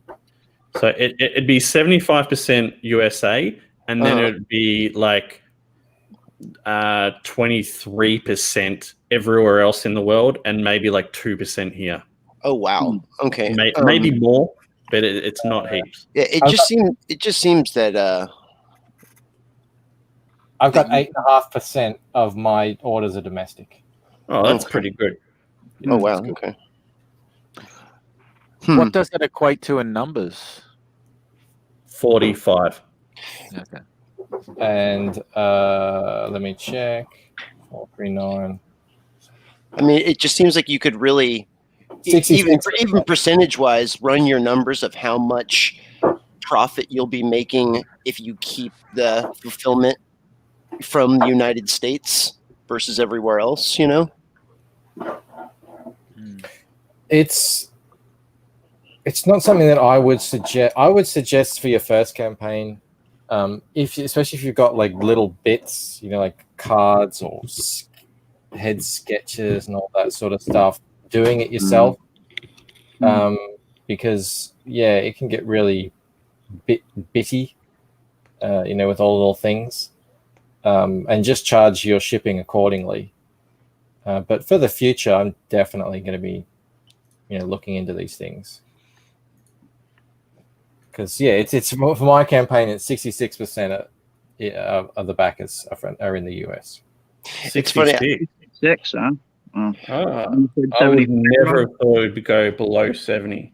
Yeah, I would have thought my guess would have been around 80% US, then 20 domestic. But yeah, I forget who I was watching yesterday because I actually fell asleep thinking about this subject, and like the funny thought that I fell asleep was I was like, I wonder how much money it would, if the issue was they need to sign books, but if they're going to save $2,000 or $3,000, how feasible? Oh, I think I was watching Zach. I'm like, how feasible would it be for them to just fly out twice a year to sign books? I've thought about that as well. Yeah, people do that. Yeah, didn't Kanan White did that with Antonio. He went and stayed with him for a while they signed books together. Yeah, if you were to fly out, hang out at Malin's house for a week, sign your books. He that's in his thing. He'll do that. Yeah. Which is funny. So mine is, I've got 377 from the US, 51 from UK, 46 from Australia, and then it's Canada, Germany, Sweden, New Zealand, Denmark, Netherlands, Finland. Oh wow. Okay. Yeah, it just seems like, I mean, it just seems penny pinching, but that fulfilling from the States would still get you a little bit more profit. I don't know. That bit you would save not having to send that many to the US from where you are versus. Yeah. Now we've got the printing company that's in Australia and America and England. Now, I know I've heard there's some issues between even the same company printing, but that could be an option still. So if you print, what happens there is the numbers, especially if you've added something like a spot, a spot UV effect on the cover. That isn't done in Australia, at least not at Mixum, which is the company you're referring to. Yeah, Mixum, that's the one. And then on top of that, to make that feasible, you need to be printing probably about 600 or 700 books. Yeah. To get the cost down where it's affordable. So if you were to chop them up and say, okay, print X amount in the UK, and then someone over there is going to fulfill them, print X amount in the States, you're going to be paying wildly different unit costs, and plus you might get a completely different end result. Yes, yeah. Printer. That's a good point. Yeah, excellent. It's a tough one because I don't think anyone's got the answer yet. But no. Yeah, it relies a bit on economies of scale that we just don't really have yet. Bancroft, digital or no? Not on Indiegogo. I'm totally okay with having digital as be like a marketing thing, but I like the Indiegogo campaigns are the premium product thing, and yeah, that's what I want to do for my thing. But if someone else wants to, sort of reach out to more people by offering digital, and that's their thing. I got nothing against it. I'm not against it, no, but it's not what I'll be doing. Okay, let's just play devil's advocate. What if you got an additional, say, 150 backers on the loose end because you had a digital option? Is it still no? I I don't know think it's if I would worth get it. that many, but You might though. yeah, I might. But is it a big thing to put it on your campaign and just see if no one buys it? Then that you're not losing anything if you do that. Well, you kind of are. Okay. Go, Billy. I just have something artistically because it's something I noticed because I just read Common America 1 and 2 digital form, and going through the book, I realized, like, while scrolling through, because it was a book. It looks like you could tell it was made for digital. It's a beautiful looking book, but I noticed I was like, there's no double page spreads because it's made to scroll upwards from digital. You can't do double page spreads if you're going to do format to digital. So if you're an artist that likes double page spreads, don't plan on it swiping. That is true. Digital double page spreads is a legit nightmare. Mm-hmm. Yep.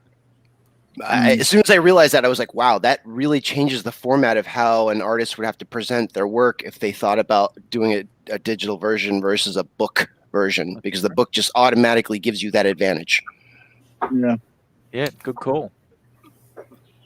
The problem with digital, right? One of the problems is, right, if you've got someone who's going to back the book, right? So they've got the print book here or the digital book here. Are they going to get the print book? Like, are they going to pay more money for that, or are they going to get the cheaper option with the digital? The flip side is, if that person is not going to buy the physical book at all, would they buy the digital? I don't know. I don't know. I don't think you can know, and that's why I think I'm just going to be sticking with the Indiegogo specifically is for the premium product, and yeah, that's where I'm sitting at it. But yeah, I got nothing against digital at all.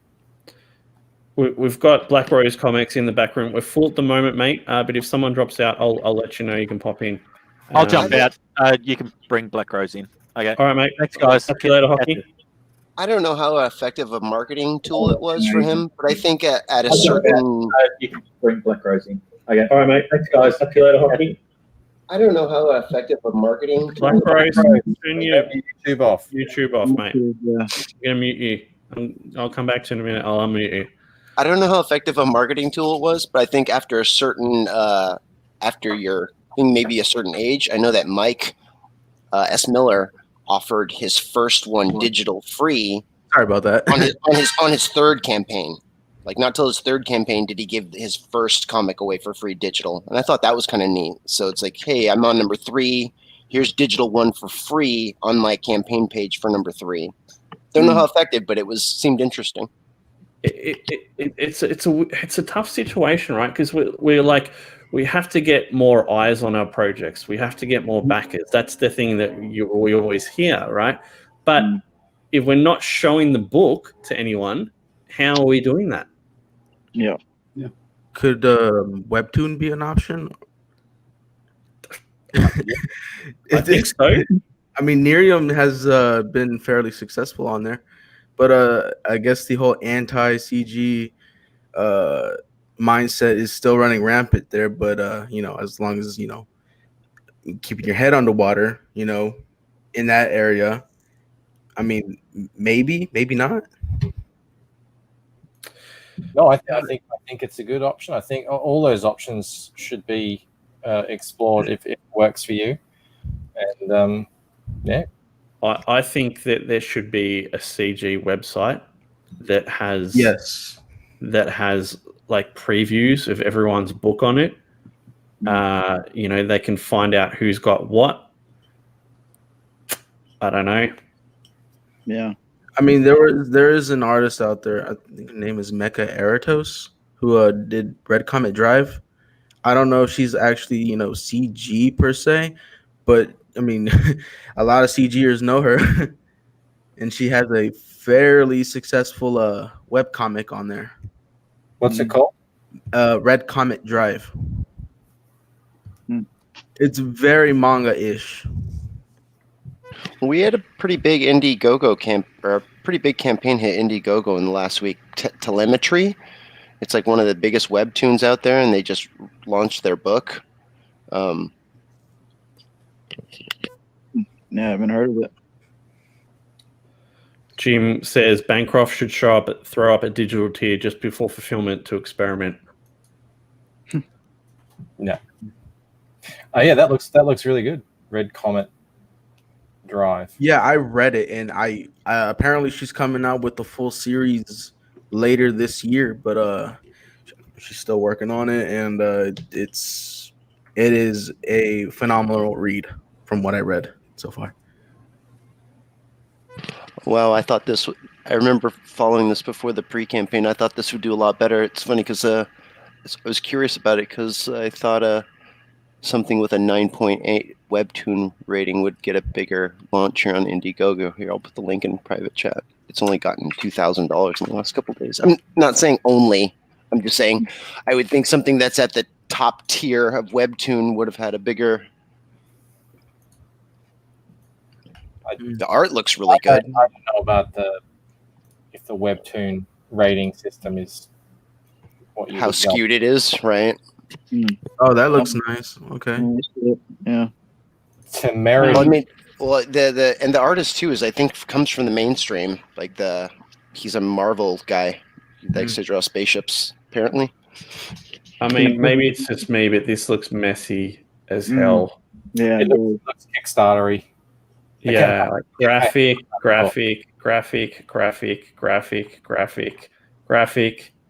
graphics. Then we get half a page graphic.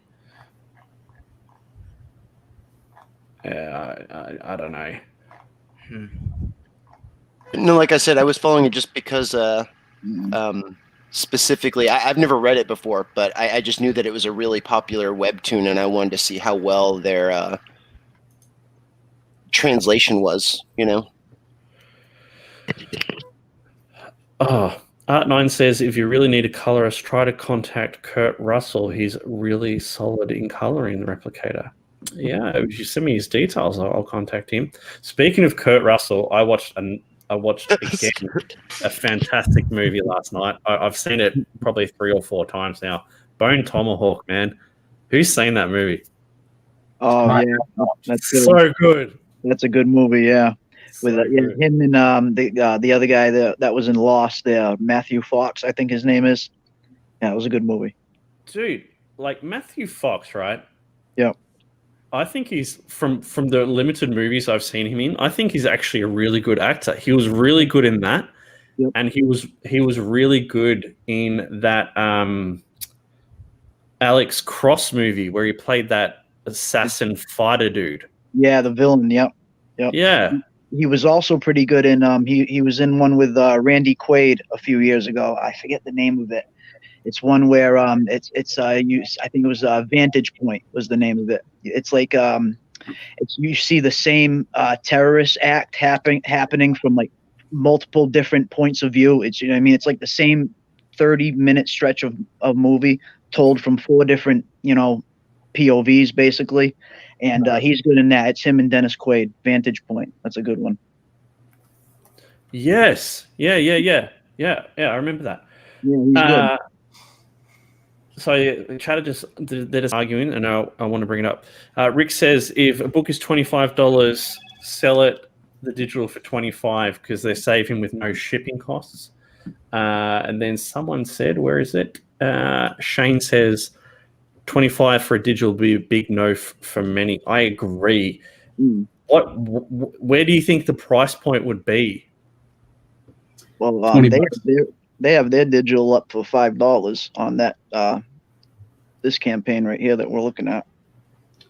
I think you got to go $15 or $20, honestly. I mean, even if only 5 people buy it, it's 5 more people, and it doesn't take away anything from the physical copy buyers. Okay, they're a Kickstarter group because they've got 18,000 on Kickstarter. No, Oh. that's the first one. So this new one is 270 back, 269 backers, and I can't see what they've got in nearly 10,000. Kickstarter people won't come to Indiegogo. It's funny. And like this, right? I hate this. Graphics, more text, another graphic here. Like, we can see what it is. It says it right there. Fully don't funded need all in this 5 stuff on minutes. You only That's said the it at thing that, 644. they're doing now on Kickstarter. You get that fully funded in whatever. I see that now. Yeah, we were fully funded in like a minute. I didn't put that anywhere. Just because my goal was like $300. That doesn't matter. Michael, I think this is actually the same campaign. I'm seeing the same pictures. I think it's weird. They titled it differently on each platform. It's weird. Really? I'm seeing Temerity the Runaway.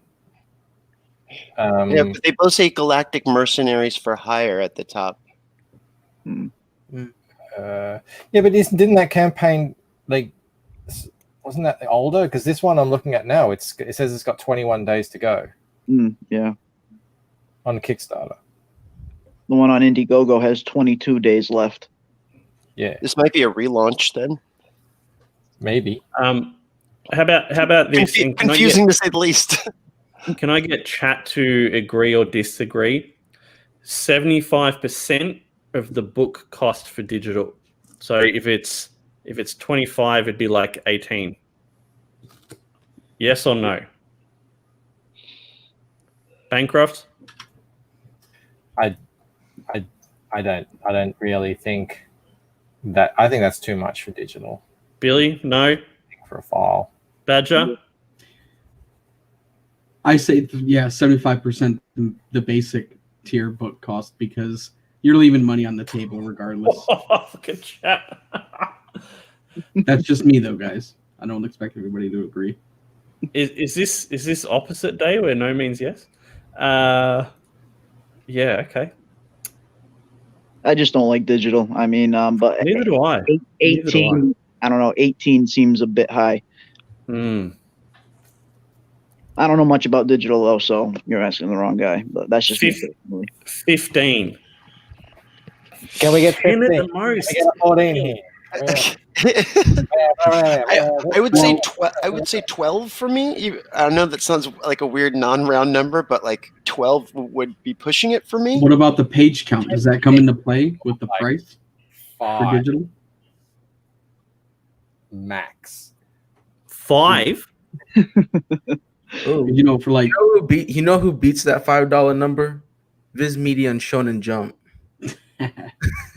Them and their $2 a month for digital everything. Talking about it's just a different space. People are paying nothing. Most people who read comics online pay nothing, and then the rest will pay. When I've bought books, it's been about $3 a book, and it's because I can't get them here, and I wanted to read it. And so I really just believe in this thing. It's like, if you're going to crowdfund, that's for the physical thing. If you want to do digital, do that somewhere else. Billy Tucci has a digital option. His is $10 US, and he's got about 73 claimed. So I don't know what the average, out of how many though? Out of how many? Doesn't have a limit. Just says 73 claim. Doesn't have. No, but like how many backers in total, Crackhead? 1763. Oh, okay. So like, barely anything. Yeah, okay. Very small percentage. Yeah. Yeah, God, it's yeah. Are you a business or only a creator who doesn't care about the money? That's another question. Because you got to be able to support the book, and if somebody's willing to pay at least $15 digital, that can go towards the next project. But wouldn't that have to depend on like the page count? Yeah, that's what I was thinking. Like, what's an average? It's like $4 a comic for like 20 pages, not including advertisements. Mhm. So what's Replicator? 50 pages? I mean, Uh, I don't think it's about page count. I think it's just about a money price and where you're coming from. Like, I think some of the other comments were really good, just about what the competition is really, like Shonen Jump, or even Amazon Prime or Kindle, because it's like you can read a ton of manga actually through Amazon if you have like the whatever you call it, Audible or Kindle experience or whatever, and that's what, $10 a month. So you have to look to see who you're competing against, really. Yeah. Phil, for the Lost Pages, also did a digital, and he only had 13 out of about almost 491 backers. So yeah, another small percentage. And his is $25 for his digital book, US. The funny thing is, Crackhead, you go to Kickstarter and those numbers flip right around. Like digital is probably like 60% of what's bought on there. Yeah. Maybe Kickstarter's the platform people go to for digital. Maybe it's just there. I think It's just it is. the market there. Yeah. This is the problem. The physical backer pays 25 plus shipping, while the digital is $5 or $10 or free. How do you do that without pissing people off? Yeah. You can't. What's the answer, Bancroft? Just offering physical on your campaign. Yeah, but then you want to get more readers for the book. So that means you can't you can't do a digital anywhere. You can't put it on Webtoons because that's a big FU to the backers. Or you could after you've. I don't know about that, but it's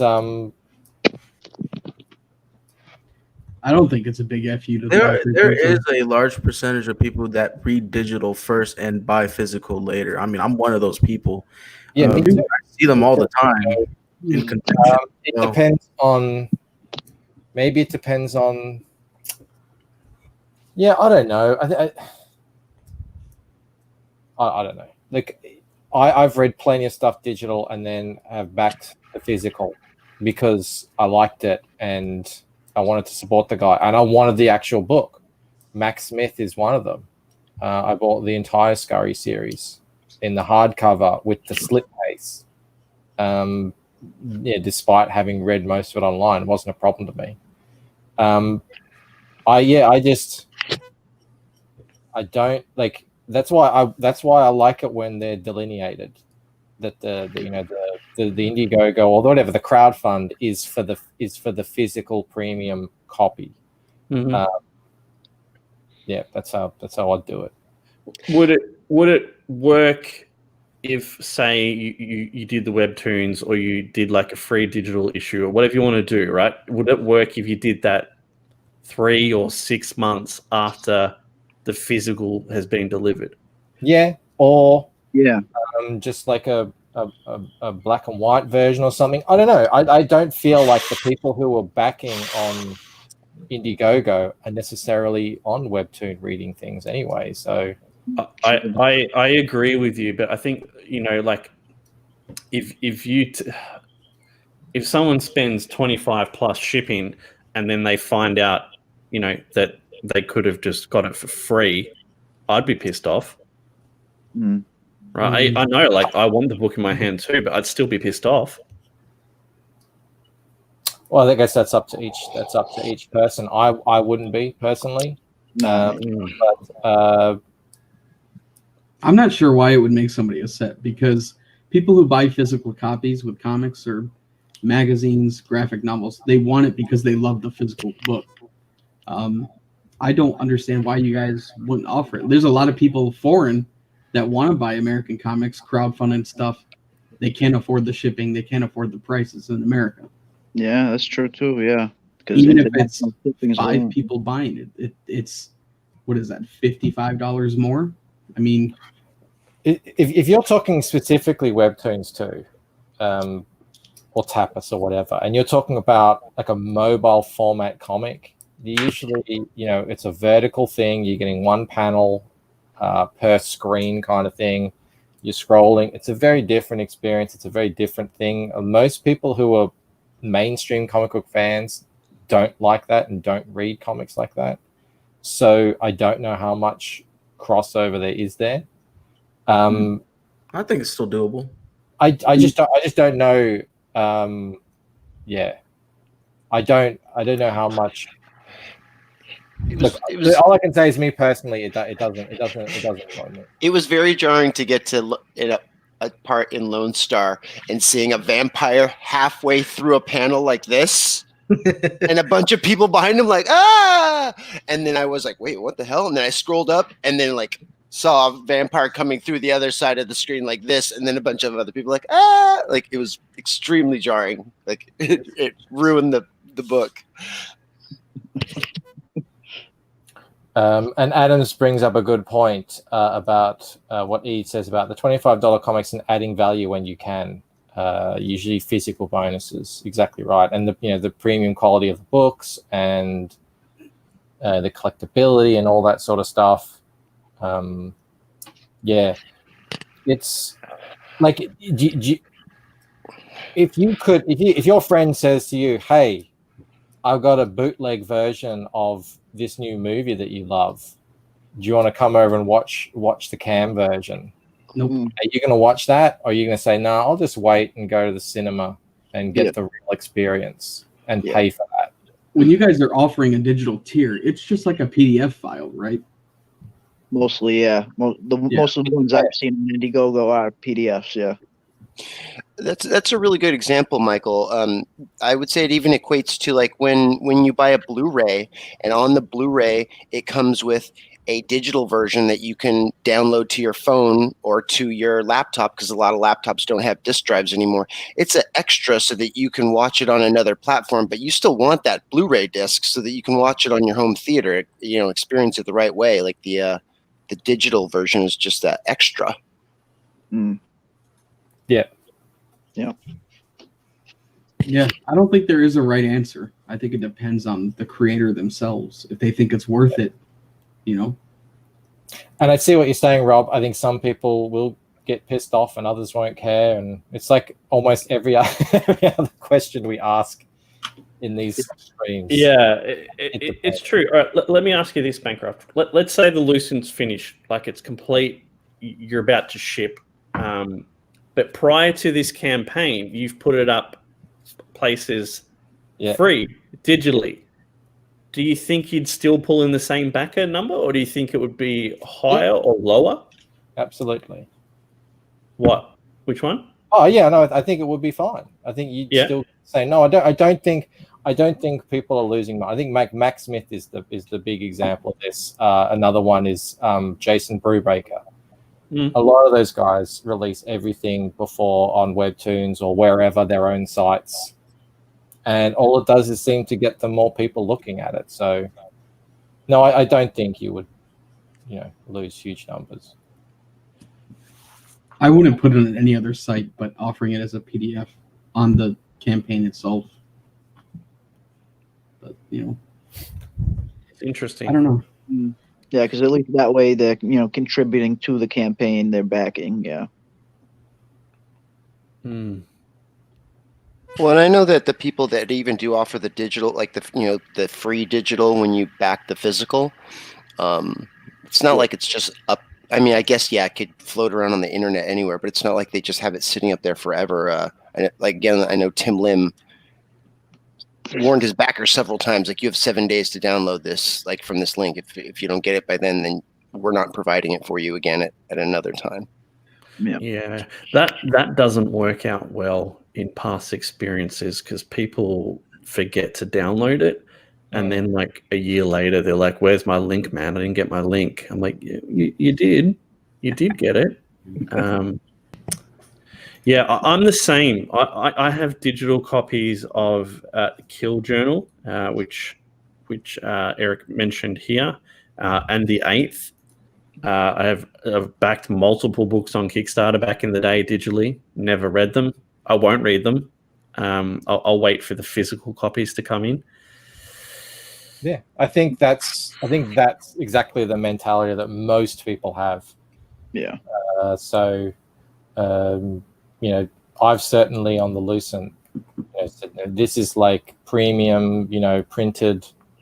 You get like little bits and pieces and goodies and stuff, prints, and you know, you've done the same with Replicator. Even though, you know, I've seen that you've got like a PDF that you send out to backers as well. Like, yeah, I'll just wait for the physical, and you know, that's like, the last thing I read digitally was the Meta Barons, which it was during pandemic, and I couldn't actually get anything sent out, and I couldn't go to any shops.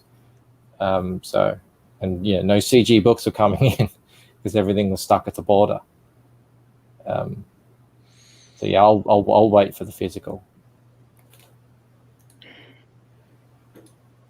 So, Rob, I got a jet. Yeah, one more question though before you go. Would you release Lucent 1 digitally somewhere before you started the Lucent 2 campaign? Yeah. Sure. Okay. Beautiful. Thanks, Bancroft. See you, fellas. Thanks for helping me with the color search today. That was fun too. Yeah, no worries. All right. Take it easy, Bancroft. Have a good one. See you around. Bye.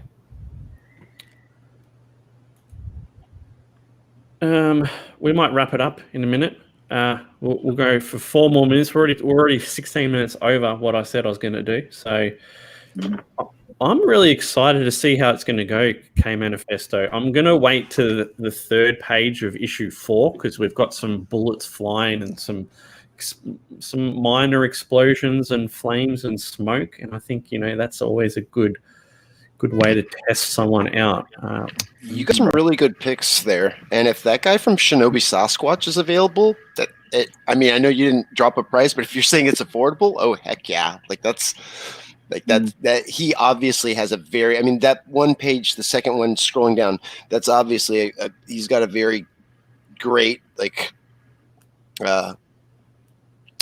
cue for lighting, because I mean, like the lighting coming off of the moon hitting off of Shinobi Sasquatch's back, you scroll down on the page to the warmth of the fire coming up, like that's just gorgeous work. I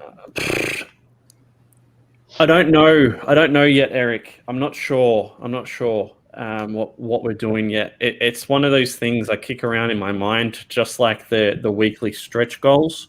And see what lands. I mean, I know George loved the weekly stretch goal idea. Yeah, you know, a couple campaigns that I've seen launch recently, it seems like they've listened to some of those ideas that you were talking about, because I've seen 2 campaigns now in the last week talk about that including Graham Nolan, that their first day thing would be 20% off anybody that backs first day. Yeah, I don't know how I feel about like a flat discount amount off, because I just feel like it's a bit of an FU to everyone that misses out on the first day. What do you guys think? Like, I think a first day sale is absolutely fine, because as long as everybody can still get all the content and it's not like something a physical thing that you're missing out on. That's the part that bums me out, is like missing out on the thing, not on how much it was. Yeah, so with the Colourist guys, if they're all available, I'll hire them all for a test page. I'll post it all on Twitter. I'll post the page on Twitter. So if there's any amateurs that want to paint it or color it for fun, if Badger wants to try his style at it, that would be interesting. No, I don't have any of the software. Rick Saylor says, I love that you did the full rolled up poster tier. Yeah, that's something that kills me when people fold posters. Just I'd rather not have it, honestly. Yep. Like, Yeah, I've gotten plenty of limited edition box sets with folded up posters, and it kills me because I pay $80 for some of these box sets, and it's like, oh, why?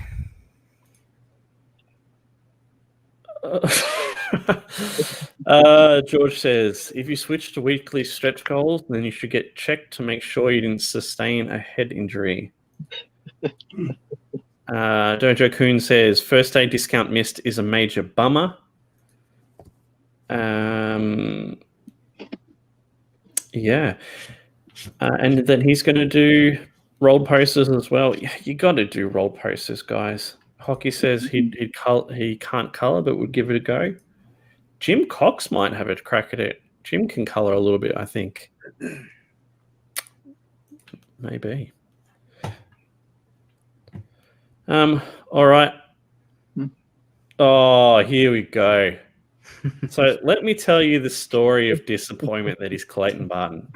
I'm like, hey, Clayton, you want to stream on Wednesday? He's like, oh, no, man, I'm busy. All right. I'm like, what about Friday? He's like, oh, yeah, man, that'd be fine. And then I'm like, all right, you right to stream today, bro? He's like, nah, man, I'm busy. That's the end of the story. Yeah, we've narrowed it down to 3, Clayton, as I just close my DMs. We have this guy here. So he's pretty cool. He's very good. We have Shinobi Sasquatch guy, and we have this dude as well. So we're going to get them all to do a test page. I'm all in on Sasquatch. You're all in on Sasquatch. Yeah, that's good.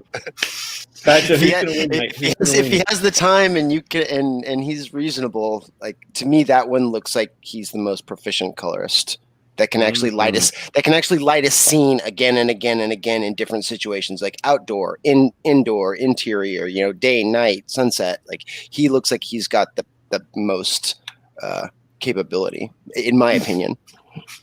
Now, not to say that the other guy's not good. It's just, yeah. What style do you think fits Replicator the best? I don't know. Mm. I'd have to see the page, I think. Yeah. Yeah, so yeah, those test pages there'll be a lot riding on it, I imagine. Badger, who you putting your money on? Is this the guy that has the Medusa piece? This one right here?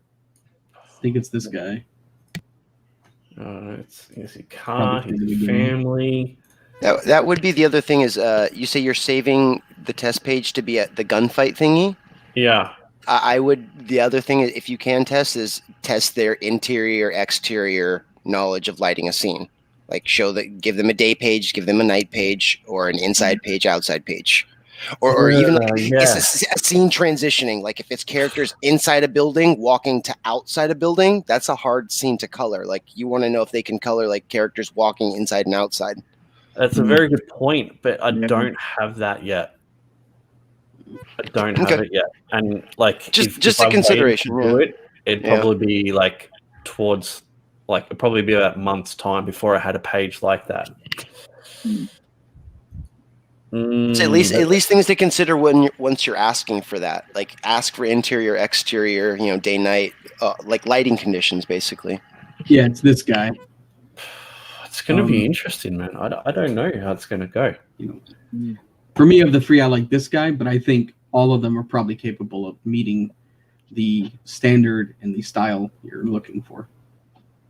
Hopefully. You know what would be really cool, but won't happen because I can't afford to pay him just to do a test page. But if we had Kyle Ritter do it, just to set the bar, just to put the bar up here and see how close these guys get to it.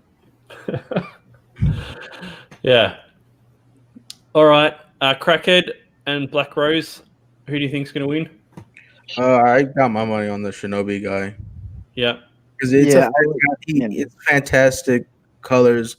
Plus, you don't have to worry about, whether or not he's cool with CG or not. Against, the other guys, you won't have to waste time dealing with all that. Yeah, I like the Shinobi Sasquatch, too. The other one I liked was that Hulk piece. Whoever colored that Hulk piece, I like that one, too. That one was pretty good. That was this guy.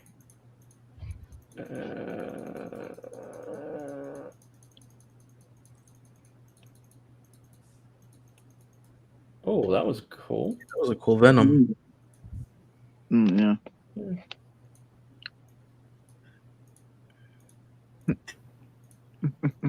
All right, let's wrap it up here. Thanks, chat, for sticking it up with us for 2.5 hours, much longer than I expected to go. Thank you, Billy Badger, Thanks, sir, Crackhead, man. Black Rose Comics for popping on. Bancroft and Korey as well. Hail chat. And 11/17, yeah. All right, we'll wrap it up there and see you all later. Thanks, guys. Bye. See you. Bye. Take it